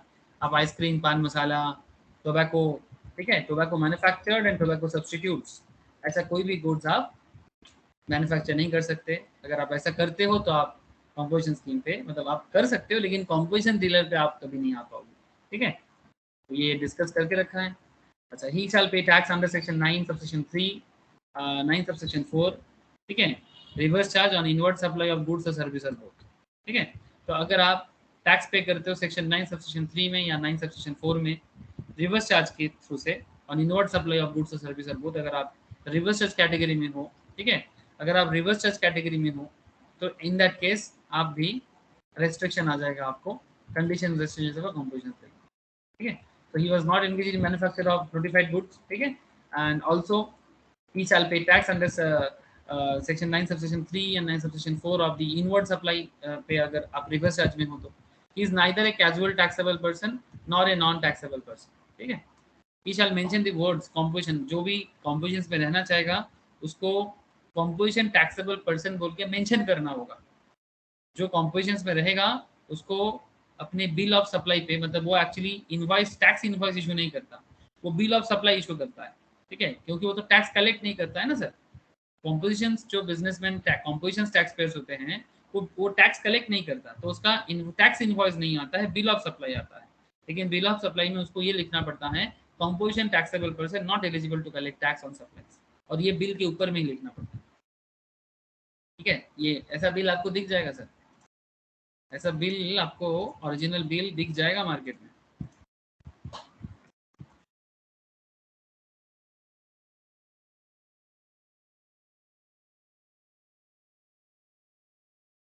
तो मैंने लिखा bill of supply versus tax invoice. ठीक है, ऐसे लिखने से आपको मे बी इमेज में भी फर्क पड़ेगा। बिल ऑफ सप्लाई, ये देखो, इनवॉइस डेट, जीएसटी रजिस्ट्रेशन, ठीक है, description, invoice date and total जो, ठीक है, और ये इसमें ना जीएसटी चार्ज नहीं कर पाएगा सर। बाकी लोग जैसे क्या कर सकता है, जीएसटी चार्ज करता है ना, जिसका जीएसटी लगता है वो जीएसटी चार्ज लगाते हैं। ठीक है, लेकिन जो बिल ऑफ सप्लाई करते हैं वो बिल ऑफ सप्लाई के ऊपर में लिखना पड़ता है उनको कि भाई ये कॉम्पोजिशन स्कीम में है और वो जीएसटी चार्ज नहीं करता है अपने कस्टमर से। लेकिन गवर्नमेंट के घर में टैक्स जमा करता है sir, point to be noted ना। गवर्नमेंट के घर में एक लमसम अमाउंट पे, लमसम टर्नओवर पे वो जीएसटी पे करता है, और 1%, 5%, 6%, इस तरह का डिपेंड करता है बिजनेस टू बिजनेस। ठीक है, he shall mention the words composition taxable person on every notice or signboard displayed at a prominent place at his principal place of business। वो अपने बिजनेस में एक फोटो बना के, ठीक है, एक, और अपने चारों तरफ लगा देगा कि मैं कॉम्पोजिट टैक्सेबल पर्सन हूँ और मैं टैक्स कलेक्ट नहीं करता। ठीक है, समझ में आ रहा है सर? जहाँ भी, इसलिए अपना नज़र हमेशा बाज की तरह रखना, जो दिख जाए उसको दिमाग में रख लेना। जैसे बोलते हैं ना, बाज की नज़र और बाजीराव का निशाना, याद है ना, वो मूवी में बताया था, इतना सुंदर डायलॉग था, मुझे बहुत अच्छा लगा था। रणबीर सिंह का बाजीराव देखा ना आप लोगों ने, बाजीराव मस्तानी, अच्छा मूवी था सर, मराठा पेशवा था बाजीराव, सुना है सर आप लोग बाजीराव के बारे में? शिवाजी के बाद साहू जी के अंडर पे पेशवा था, पेशवा मतलब सेनापति। ठीक है, मराठी लैंग्वेज में बोलते हैं। जिनके मतलब बाजीराव के अंडर पे मतलब मुगल एकदम स्पेशली औरंगजेब को मुश्किल में डाल दिया। तो हिस्ट्री है, लेकिन उसमें बहुत अच्छा डायलॉग था, बाज की नज़र और बाजीराव का, और भी सुंदर डायलॉग था, मैं भूल जाता हूँ सर, स्क्रिप्ट थोड़ी ना लिखता हूँ और ये सब याद रखना मेमोरी में इतना नहीं आता। चलो कोई बात नहीं, आपको याद आ गया, इतना काफी है। Sir interesting fact, intimation for opting for composition levy. Sir अगर आप कॉम्पोजिशन लेवी में अपने आप को ऑप्ट करते हो, ठीक है, तो आपको इंटीमेट करना पड़ता है सर। क्या करना पड़ता है? इंटीमेशन करना पड़ता है। किसको? रूल 3 एंड 4 इसके बारे में बात करता है sir. Intimation by person applying for registration, any person who is not registered and applies for registration may given an option to pay tax under compositions levy। कुछ फॉर्म का नंबर होता है, उसके हिसाब से आपको कुछ फॉर्म का नंबर होता है और उस फॉर्म के हिसाब से आपको सबमिट करना पड़ता है, ठीक है। तो क्या सबमिट करना पड़ता है? तो just look sir, rule 3 and 4 of the act ये बताता है कि अगर आप जीएसटी कॉम्पोजिशन स्कीम में होते हो तो आप इंटीमेट करो। Any person who is not registered and applies for registration may give an options to pay tax under compositions levy in part B of the registration form, form GST registration 1. The same shall be considered as an intimation to pay tax under compositions levy. Such intimation shall be considered only after the grant of registration to the applicant. आपको registration मिलने के बाद ही आप ये intimate कर पाओगे। The option to pay tax under compositions levy shall be effective from the date from which registration is effective। आपका registration होने के बाद जिस डेट पे आपका रजिस्ट्रेशन होगा उसी डेट से आप कॉम्पोजिशन डीलर बनोगे, ठीक है। इंटीमेशन बाय रजिस्टर्ड पर्सन, अब जैसे आप रजिस्टर्ड बन जाओगे आपको इंटीमेट करना पड़ेगा। Registered person who opts to pay tax under composition levy shall electronically file an intimation. कहाँ जाके? gst.government.in, जिसका पोर्टल में आपको हमेशा दिखाता रहता हूँ, है ना। This is the portal. कहाँ चला गया? ये रहा पोर्टल, ठीक है। इस पोर्टल पे जाके आपको सारा काम करना पड़ता है, लॉगिन वगैरह जनरेट करके, ठीक है। आपका पहले आपको रजिस्ट्रेशन करो, न्यू रजिस्ट्रेशन करने के बाद applications for filing register certifications, ठीक है। ये सब करने के बाद ही आप सारा इन्फॉर्मेशन देने के बाद ही आप इस तरह से प्रोसीड करके एक एक करके आप सारा काम हैंडल कर सकते हो। जब आप काम करोगे ये बहुत ही एक सिंपल प्रोसीजर बनेगा। हाँ बोलो सर। स्क्रीन नहीं दिख रहा है, किसी को भी नहीं दिख रहा है सर? हेलो सर, क्या स्क्रीन किसी को भी शो नहीं? हाँ सर दिख रहा है, दिख रहा है। विश्वजीत में भी तेरा नेटवर्क इशू है थोड़ा सा, दिख रहा है ना सर? थोड़ा रिजॉइन कर विश्वजीत, में भी नेटवर्क इशू हुआ है।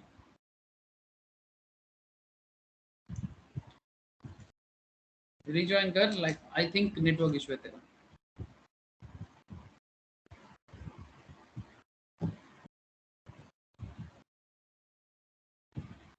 क्या है क्या?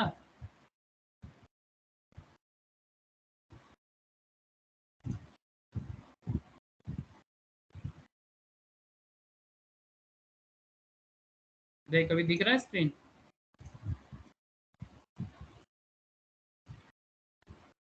हेलो, स्क्रीन शो हो रहा है अभी भी नहीं? विश्वजीत को आवाज आ रहा है क्या? अरे बोल। हाँ विश्वजीत। सर अभी मतलब स्क्रीन नहीं दिख रहा ठीक से। ठीक है, अब ठीक है, तेरा नेटवर्क इशू है। अच्छा, integration by A registered person. A registered person who opts to pay tax under compositions levy scheme shall electronically find an intimation in prescribed form on the GST common portal. Intimation shall be filed prior to the commencement of a financial year for which said option is exercised. मतलब financial years commence होने के time पे पहले ही आपको करना पड़ेगा कि आप रजिस्टर हो चुके हो और आप कॉम्पोजिशन डीलर बन चुके हो। He shall also furnish this statement in prescribed form, ठीक है। बेसिकली ये सब काम बिजनेसमैन के बिहाफ में chartered accountant, company secretary, CMA in practice, CA in practice, CS in practice, यही लोग कर देता है। He shall also furnish the statement in prescribed form। जब आप लोग फार्म में काम करोगे ना, आर्टिकल ट्रेनिंग करोगे, है ना, तब आपको ये सब मौका मिलेगा। जो भी आप पढ़ाई करके जाओगे उसका एप्लीकेशन एग्जैक्टली काम करके आप करोगे sir. In accordance with the provisions of Rule 44 subsection 4 of CGST Rule 2017, ठीक है, इसके डिटेल्स डिस्कशंस करने का मौका मिलेगा सर आईटीसी चैप्टर में, यहाँ पर मैं इनपुट टैक्स क्रेडिट में डिटेल्स डिस्कशन करूंगा आप लोगों के साथ, ठीक है. He shall also furnish this statement in prescribed form in accordance with the provisions of Rule 44 of subsection 4 CGST Rule 2017 within 60 days from the commencement of the relevant financial year. ठीक है, relevant financial year के 60 दिन के अंदर, start होने के 60 दिन के अंदर आपको प्रेस्क्राइब फॉर्म में बताना पड़ेगा, इंटीमेट करना पड़ेगा, ठीक है. स्टेटमेंट, बिजनेस का स्टेटमेंट.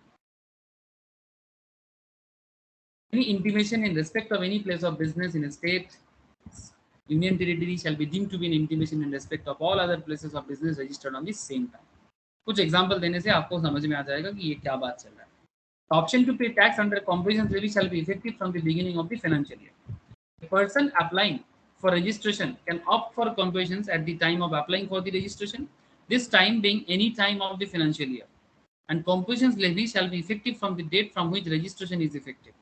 A registered person जो already GST में registered हो चुका है can opt for composition scheme from the beginning of any financial year, and compositions levy shall be effective from the beginning of said financial year.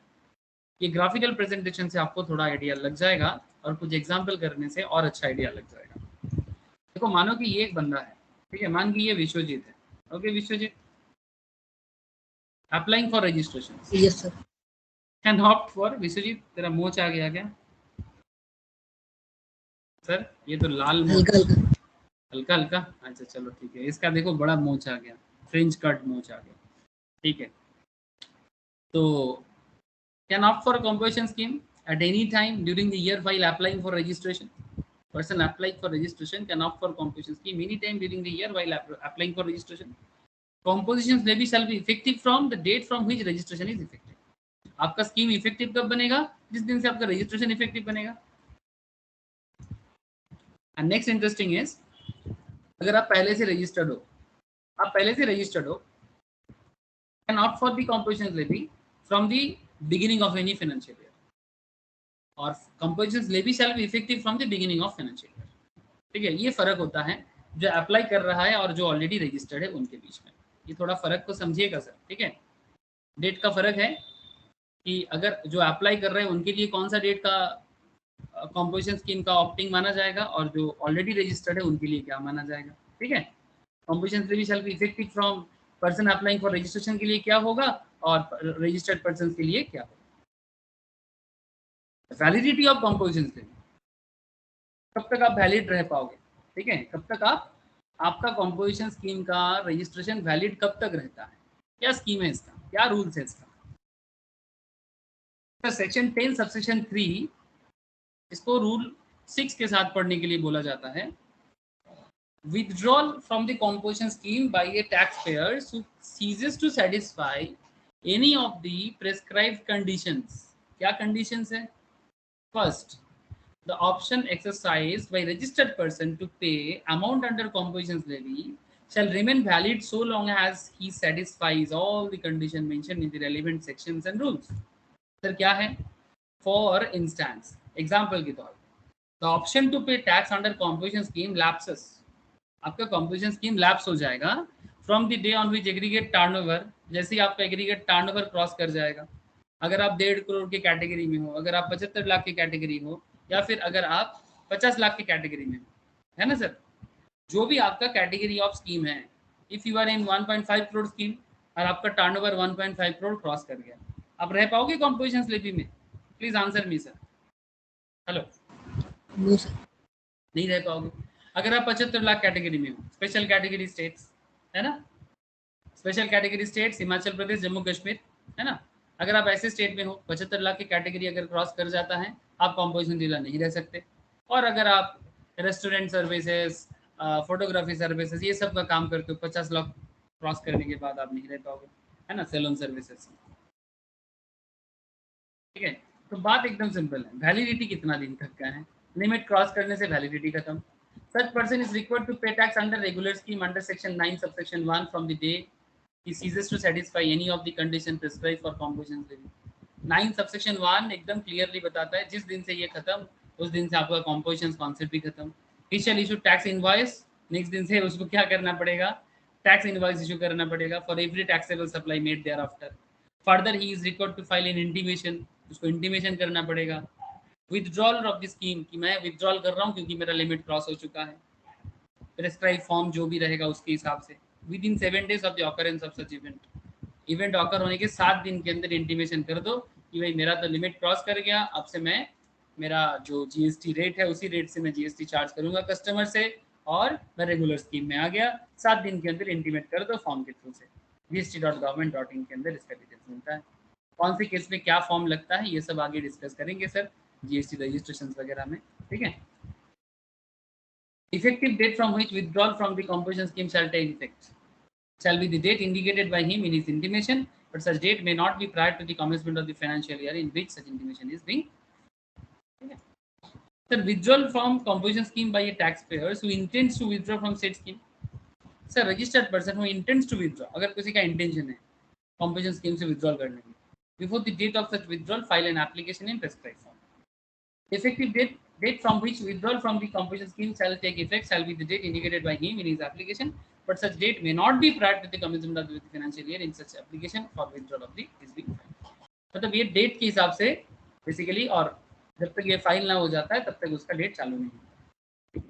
Renewal of options to pay tax under composition scheme by tax authorities. ध्यान से सुनना, renewal of options to pay tax under this composition scheme by tax authorities.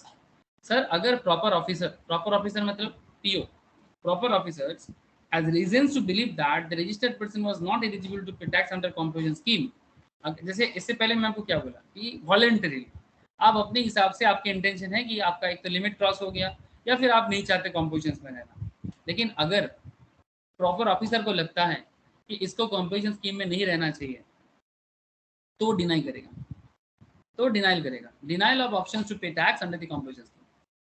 Where a proper officer has reasons to believe that the registered person was not eligible to pay tax under composition scheme or has contravened the provision of the CGST Act, rule को तोड़ा, contravened rule को तोड़ा, he may issue a show cause notice, ठीक है, SCN means show cause notice to such person. Upon receipt to reply to SCN, अब show cause notice पे reply देना पड़ेगा. He shall pass an order either accepting the reply or denying the option to pay tax under composition. या तो आप reply करो या तो फिर आप deny कर दो composition scheme पे और नहीं दे पाओगे. From the date of the options, अब date क्या रहेगा? From the date of the options or from the date of the event concerning such contravention. जिस दिन से आपने रूल तोड़ा, आपका टर्नओवर क्रॉस कर गया है, फिर भी आप कॉम्पोजिशन में क्या कर रहे हो? आपका ये प्रोडक्ट, आप आइसक्रीम बिजनेस करते हो, मैन्युफैक्चरर हो, आप आइसक्रीम मैन्युफैक्चरर, ठीक है, आप आइसक्रीम मैन्युफैक्चरर हो, आप टोबैको मैन्युफैक्चरर हो, आप कॉम्पोजिशन में क्या कर रहे हो? ठीक है, एज द केस, जिस दिन से आपका रूल कॉन्ट्रावेन होगा उसी दिन से आपका डेट चालू हो जाएगा न्यू रेट पे, रेगुलर रेट पे.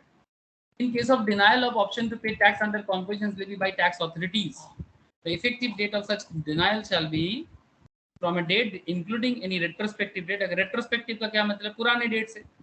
अगर आपने मानो आज 29 ऑफ सितंबर है, ठीक है, लेकिन आपने कंट्रावेंट आज नहीं, आपने कंट्रावेंट किया 28 अगस्त 2022 से, तो एक महीना पहले से आपका डेट चालू करेगा टैक्स ऑफिस.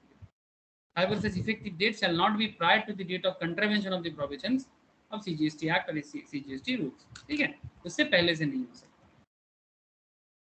तो in each of the above case, such person may furnish, चाहे केस जो भी हो, such person may furnish a statement in prescribed form containing detailing of the stock of inputs. उनके पास जो input है, an input contained in semi-finished or finished goods held in stock by him on the date on which the option is withdrawn or denied, within a period of 30 days from the date from which his options to withdrawn or from the date of the order denying composition scheme. या तो withdrawal करता है या तो उसको deny किया जाता है through tax officers, through GST या proper officers. उनको withdrawal करने के लिए जो भी stock का details वगैरह है वो सारा चीज 30 days के अंदर फाइल करना पड़ता है, डिटेल्स जमा करना पड़ता है. ठीक है, ए पर्सन availing, एग्जांपल देखो थोड़ा और क्लैरिटी आ जाएगा. A person availing composition scheme during a financial year crosses the turnover of 1.5 crore 9th December. ठीक है, 9th December को उसका 1.5 करोड़ क्रॉस कर जा रहा है, जो उसका कॉम्पोजिशन पे रहने का लास्ट लिमिट है. The option availed shall lapse from the day on which his aggregate turnover during the financial year exceeds 1.5 crore. जिस दिन से 9 दिसंबर से आप 1.5 करोड़ क्रॉस करते हो, अभी और आप इस पर्टिकुलर स्कीम में नहीं रह सकते, आपको रेगुलर स्कीम में आना पड़ेगा. Provision scheme to be adopted uniformly by all registered persons having the same PAN. अगर आप सेम पैन में हो तो आप यूनिफॉर्म रख सकते हो. इसका एग्जांपल क्या होगा, देखो समझ में आ जाएगा. Dealer Kishori Lal and sons has 2 offices in Delhi, 2 office है, and is eligible for competition levy for goods. Already competition scheme में है. If Kishori Lal and sons opts for the competition scheme for goods, both the offices would pay tax under competition scheme and abide by all conditions. Abide मतलब मानना, ठीक है. Abide मतलब rule follow करना. As may be prescribe for the set composition scheme. आपका 2 office है, 4 office है, फर्क नहीं पड़ता. अगर कॉम्पोजिशन स्कीम का सारा रूल्स आप पे फॉलो होता है, लिमिट वगैरह सब कुछ, तो फिर आप कॉम्पोजिशन पे रह जाओ. बट अगर सेम पैन पे आपका 2 की जगह 5 ऑफिस हो जाए, 7 ऑफिस हो जाए, पर अगर सारा लिमिट क्रॉस कर गया कॉम्पोजिशन में रहने का, आप अपने आप को चेंज कर लो, इंटीमेशन कर दो और रेगुलर में आ जाओ भाई, अच्छे बच्चे की तरह, है ना.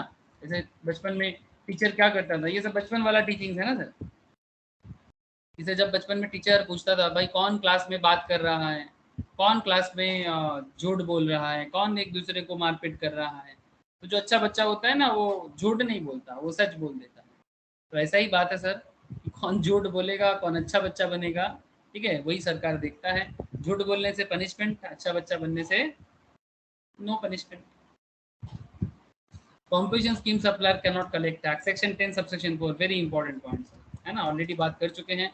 Taxable person opting for composition scheme shall not collect tax from the recipient on supply made by him.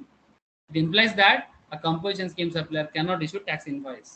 याद रखना, वेरी इंपॉर्टेंट क्वेश्चन है एग्जाम के लिए, ठीक है. बड़ा पॉपुलर क्वेश्चन है, इजी क्वेश्चन भी है. Composition scheme supplier can not enter into a credit chain. Composition scheme वाले कभी भी आईटीसी में नहीं आ सकता. इनपुट टैक्स क्रेडिट मतलब आप टैक्स परचेस करने के टाइम पे टैक्स पे करते हो, जिसको हम लोग इनपुट टैक्स बोलते हैं, ठीक है. उसी का क्रेडिट आपको मिलता है. और जब आप आउटपुट टैक्स मतलब सेल करने के टाइम पे आपका जो टैक्स आता है, आप उसके साथ उसको एडजस्ट कर सकते हो. से फॉर एग्जांपल आपने 10,000 का कोई सामान परचेस किया और उसमें आपने 18% जीएसटी दिया, तो आपने कितने का जीएसटी भरा sir, anyone please tell me. 10,000 का प्रोडक्ट आपने परचेस किया, 18% का जीएसटी दिया, तो आपने कितना जीएसटी पे किया. आप एक ट्रेडर हो sir, you are a trader. Yes sir, tell me.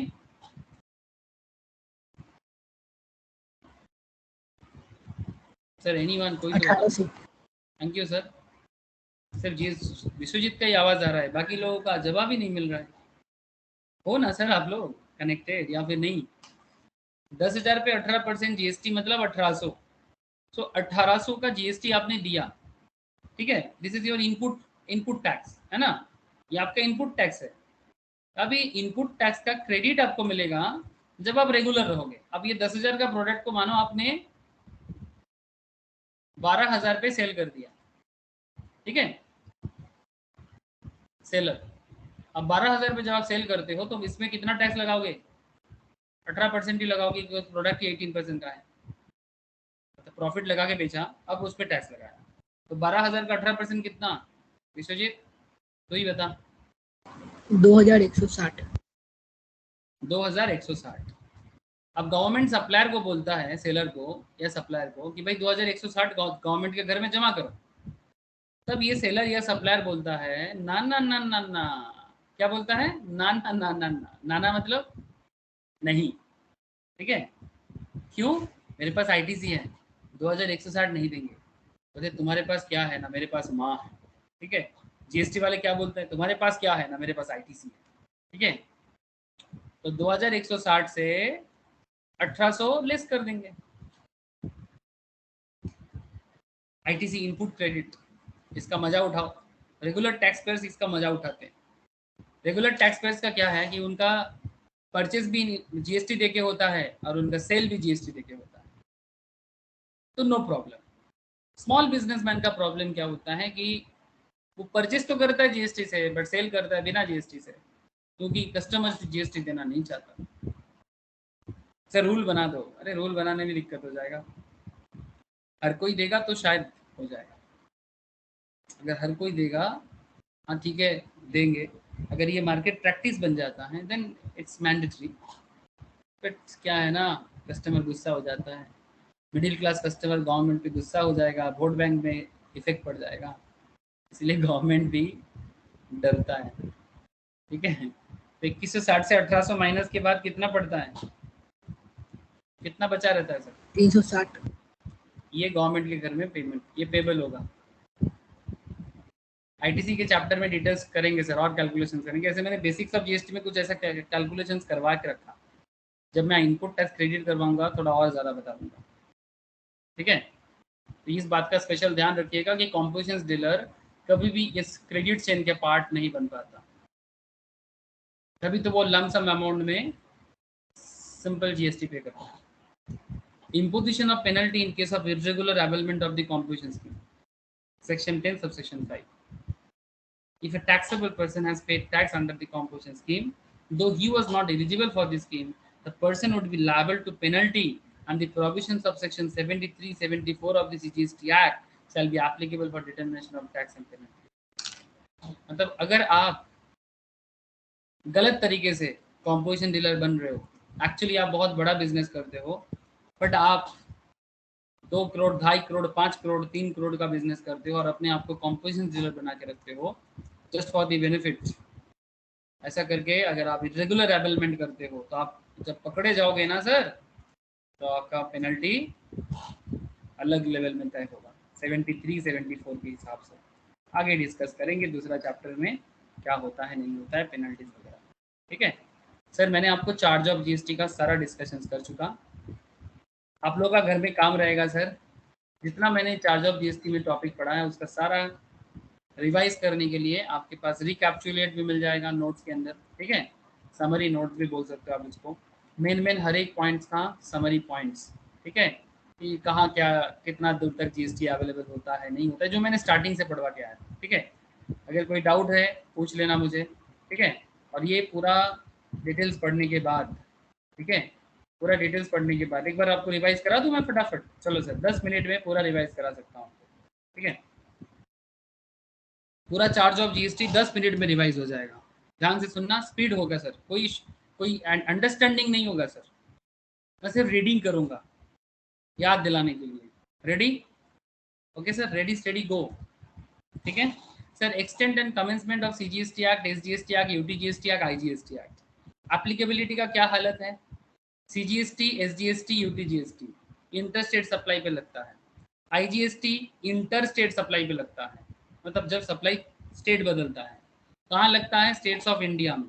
ठीक है, यूनियन टेरिटरीज विद लेजिस्लेचर पे। ठीक है, यूनियन टेरिटरीज विद लेजिस्लेचर पे और यूनियन टेरिटरीज विदाउट लेजिस्लेचर के केस में। मतलब जब यूनियन टेरिटरी विदाउट लेजिस्लेचर हो तो सीजीएसटी लगेगा, यूटीजीएसटी लगेगा एंड और आईजीएसटी लगेगा। यूनियन टेरिटरीज विद लेजिस्लेचर पे सीजीएसटी एंड एसजीएसटी लगेगा, जैसे दिल्ली में लगता है। ठीक है, इसका लेजिस्लेचर अपना है।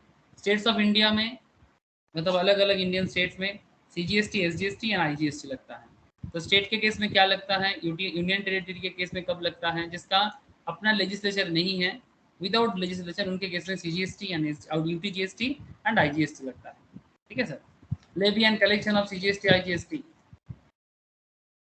लेवाइड ऑन सीजीएसटी लगेगा interstate supplies of goods and service पे या फिर दोनों पे।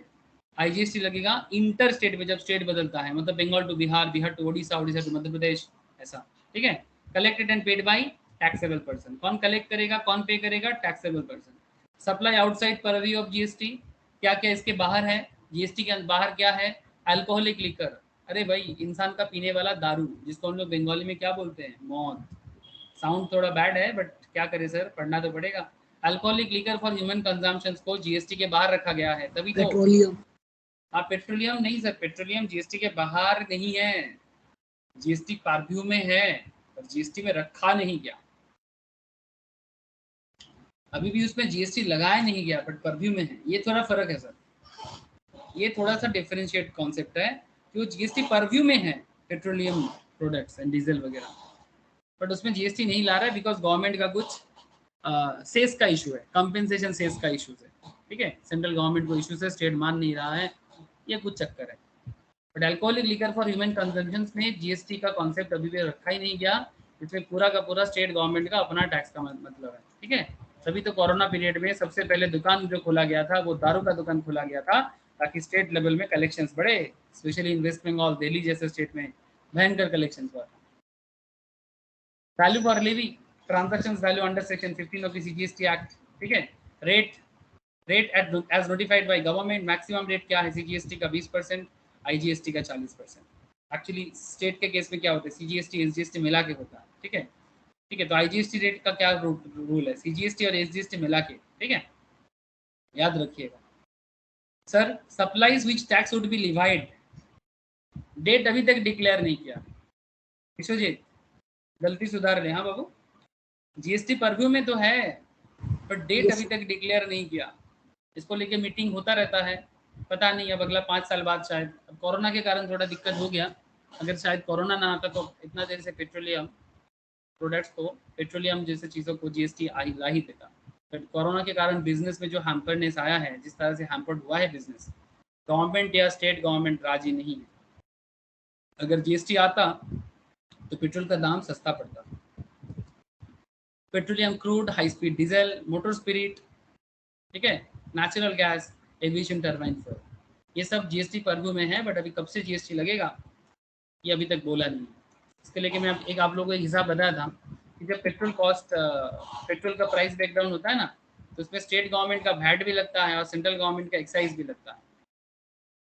और सेंट्रल गवर्नमेंट इस पे एक्साइज को इसलिए बढ़ा देता है क्योंकि सेंट्रल गवर्नमेंट को स्टेट गवर्नमेंट को कंपेंसेशन सेस भी देना पड़ता है, और स्टेट गवर्नमेंट खुद भी इस पे टैक्स लगाता है। अब सेंट्रल टैक्स लगाता है, एक तो खुद का भी जरूरत है, ऊपर से स्टेट को भी देना है, और स्टेट भी लगाता है। तो पेट्रोल का जो एक्चुअल जिसका दाम 26 टका से स्टार्ट होता है, जिसका दाम 26 टका से स्टार्ट होता है, उसका दाम पहुंच जाता है, आप सोचो मार्केट में जब क्रूड ऑयल लाया जाता है सर दुबई वगैरह से, मतलब पेट्रोलियम कंट्रीज से, तो 26, अगर 1 लीटर पेट्रोल का अगर दाम है, ये 2020 का डेटा है, अगर ये करेंटली अगर ये 30 भी हो गया, फिर भी 26 टका का प्रोडक्ट डोमेस्टिक रेट में 37 पैसा, सेंट्रल गवर्नमेंट का टैक्सेस 32.98, पेट्रोल पंप डीलर का कमीशन 3 टका 65 पैसा, स्टेट गवर्नमेंट का वैट है 30% 19 रुपीज, फाइनल रिटेल प्राइस जब चल रहा था 82 रुपीज, आज चल रहा है 107 110 के आसपास। अभी कितना है पेट्रोल का प्राइस? 105, ठीक है, आज है पे 105, ठीक है। अब आप सोचो कि अगर ये स्टेट वैट हट जाए और सेंट्रल गवर्नमेंट का ये एक्साइज ड्यूटी भी हट जाए 1 लीटर पेट्रोल पे, ये 32 + 19, मतलब अगर 105 में 50 टका घट जाएगा सर, 105 में 52 रुपीज घट जाएगा, घटेगा नहीं, ये घटेगा लेकिन टैक्स तो ऐड होगा, ठीक है, ये घट के टैक्स ऐड होगा, जरूर ऐड होगा, लेकिन ये ऑलमोस्ट आधा हो जाएगा, मतलब 100 का चीज 50 का हो जाएगा। लेकिन उसके ऊपर आप ऐसा बोलो कि 50 के चीज के ऊपर मानो कि अगर 28% भी जीएसटी आता है तो कितना लगेगा?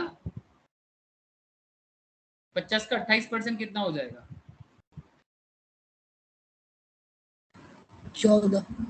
14। हाँ, अगर और 20 टका भी जोड़ देंगे ना, 28 क्या, तो आप 38% लगा दो, ठीक है, जोर से जोर 70-80 के आसपास दाम रहेगा जो आज का रेट चल रहा है, ठीक है। तो लेकिन ये बहुत बड़ा डिसीजन है, क्यों? क्योंकि इसमें सेंट्रल गवर्नमेंट को भी बहुत प्रॉब्लम है, क्योंकि उसको स्टेट गवर्नमेंट को कंपेंसेशन देना पड़ता है। बेसिक्स ऑफ जीएसटी पड़ेगा, हर कोई तो समझ जाएगा कि कंपेंसेशन से इसका क्या खेल है, ठीक है, कि क्या किस तरह से सेंट्रल गवर्नमेंट को अलग अलग स्टेट को मतलब कंपेंसेट करना पड़ता है, स्पेशली बिग स्टेट्स को जहाँ से प्रोडक्ट का सप्लाई ज़्यादा होता है, specially states like Maharashtra, state like Karnataka, state like Tamil Nadu. ऐसे स्टेट के लिए गवर्नमेंट का बहुत मुश्किल है, क्योंकि यहाँ पर फैक्ट्री ज़्यादा है, ठीक है, ये लोग कंज्यूम ज़्यादा करता है, सॉरी सप्लाई ज़्यादा करता है, कंजम्पशन कम करता है सर, ठीक है, कॉम्पेरेटिवली। लेकिन करेंटली जीएसटी तो सप्लाई बेस्ड है ना, जीएसटी तो सप्लाई बेस्ड है, तो ये इनका थोड़ा चक्कर हो जाता है। मतलब एक्चुअली कंजम्पशन बेस्ड है, जहाँ कंजम्पशन होता है जीएसटी वहाँ कलेक्शन होता है और सप्लायर को देना पड़ता है। पहले वैट सप्लाई बेस्ड था, लेकिन इन लोगों का कंजम्पशन कम है, कंपेरेटिवली सप्लाई ज़्यादा है, मतलब बिजनेस तो यही लोग करता है, पर फिर भी इनका जीएसटी कलेक्शन कम होता है। ये मैं बेसिक्स में चर्चा करके रखा सर, एक बार बात को समझिएगा। कॉम्पेंसेशन सेस क्या है जो दिल्ली को देना पड़ते हैं बड़े स्टेट्स को, और ये कहाँ से पैसा लाता है गवर्नमेंट? या तो पेट्रोल डीजल का पैसा, या तो sin product like tobacco product से जो जीएसटी मिलता है ना, एक्स्ट्रा सेस से वो कलेक्शन बढ़ाते हैं। ठीक है, इसीलिए तो जिधर देखो सिर्फ रजनीगंधा का ऐड, बीमर, जैसे दुर्गा पूजा पंडाल घूमने जाओगे आप लोग कोलकाता में, है ना? मैं तो कोलकाता में इतना पूजा नहीं देखता आजकल, भीड़ में मेरे को थोड़ा परेशानी होता है, बट फिर भी जब मैं देखता था तो मैं चारों तरफ सिर्फ विमल, ओनली विमल, ठीक है, विमल पान मसाला, हाँ, केसरी, जुबा केसरी, यही सब देखने को मिलता है, रजनीगंधा।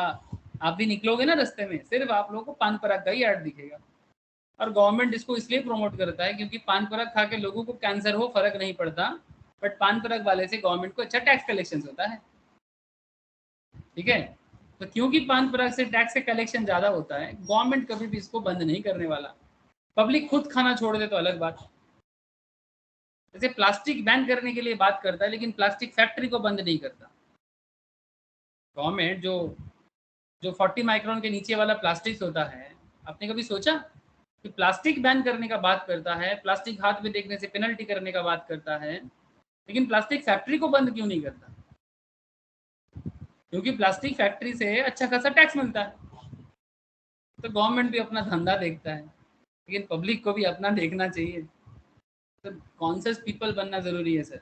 गवर्नमेंट तो अपने हिसाब से चलेगा, और गवर्नमेंट अपना हिसाब किसके लिए करता है?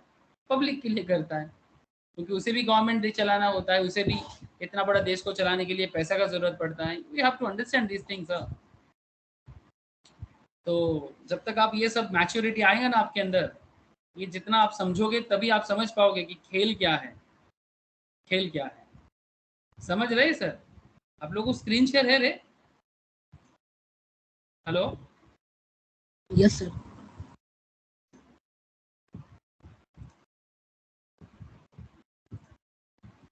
सबको स्क्रीन दिख रहा है? हाँ हाँ सर। Okay sir. तो ये सब में आप, तो ये सब से आपका क्या है, नोटिफाइड डेट से आएगा। Tax payable under reverse charge. ठीक है, अगर आप रिवर्स चार्ज कैटेगरी में होते हो, जैसे कि ट्रांसपोर्टर वगैरह, है ना, सप्लाई ऑफ गुड्स और सर्विस और both notified by the government, supply of specified categories of goods और सर्विस और by both the unregistered supplier, ठीक है, specified class of registered person, tax payable by the electronic commerce operator. The government may notify specific categories of services. The tax on supplies on which shall be paid by electronic commerce operator, as if such services are supplied through it. ठीक है, already discuss कर चुका हूँ मैं, ये सारा point discuss कर चुका हूँ। कॉम्पोजिशन लेवी क्या बताया और सर, अभी तो बात की है इतना। हाँ, composition levy section 10 and options for specified categories of small taxpayers to pay GST at a very low rate on the basis of turnover. Advantage: low rate of tax, hassle-free, simple procedures for such taxpayers, simple calculations of tax based on turnover, a very simple annual return. ठीक है, ज़्यादा chartered का fees भी नहीं लगता, chartered या CS या CMA का। Compositions levy provided under section 10 subsection 1 and 10 subsection 2 referred in this chapter as compositions levy for goods, and compositions levy provided under section 10 2A compositions for services. ठीक है, 10(1) and 2 goods के बारे में बात करता है, एंड 10 सबसेक्शन 2A सर्विस के बारे में बात करता है। Procedure for opting the scheme, अगर आपको कॉम्पोजिशंस लेना है तो क्या प्रोसीडियर्स है, already discussed. New registration under GST, how to exercise options, intimation in the registration form, effective date of compositions levy, जिस दिन से रजिस्ट्रेशन आपको इफेक्टिव होता है। अगर आप रजिस्ट्रेशन ऑलरेडी कर चुके हो, ठीक है, registered person opting compositions, intimation in specified form beginning of the financial year से स्टार्ट होता है। ठीक है, turnover limit of compositions levy, अगर आप स्पेशल कैटेगरी स्टेट में हो, एक्सेप्ट असम, हिमाचल एंड जम्मू कश्मीर, 75 लाख। अगर आप रिमेनिंग स्टेट में हो, ठीक है सर। अगर आप कॉम्पोजिशंस लेवी फॉर सर्विस में हो, आपके लिए लिमिट है 50 लाख का for financial years. Rate of tax you all no sir, manufacturer का 1%, रेस्टोरेंट सर्विस का 5%, अदर्स का 1% एंड सर्विस के केस में 6%। क्या रेस्ट्रिक्शन है कॉम्पोजिशंस लेवी में आने का?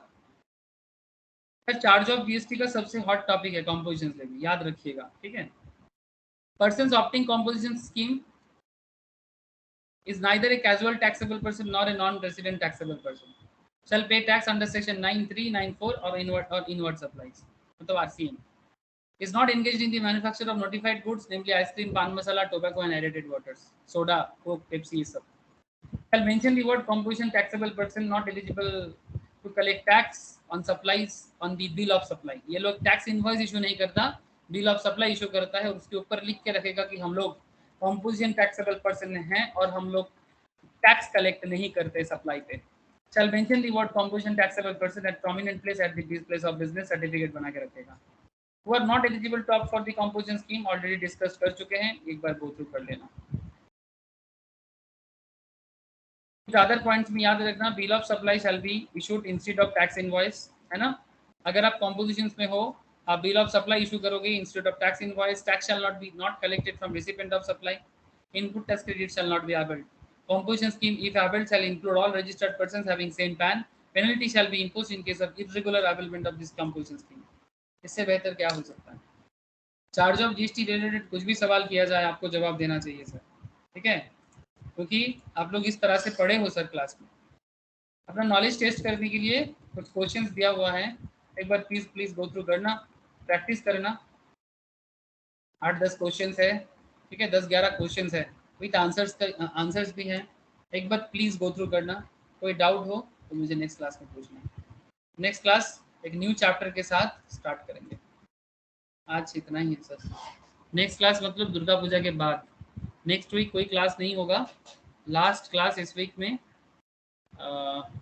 मोस्ट प्रोबेबली कल शाम का क्लास तो होगा, मैम का भी सारा क्लास होगा. सैटरडे मॉर्निंग लास्ट क्लास होने वाला है, ठीक है. ओके सर, आज इतना ही है. Thank you sir.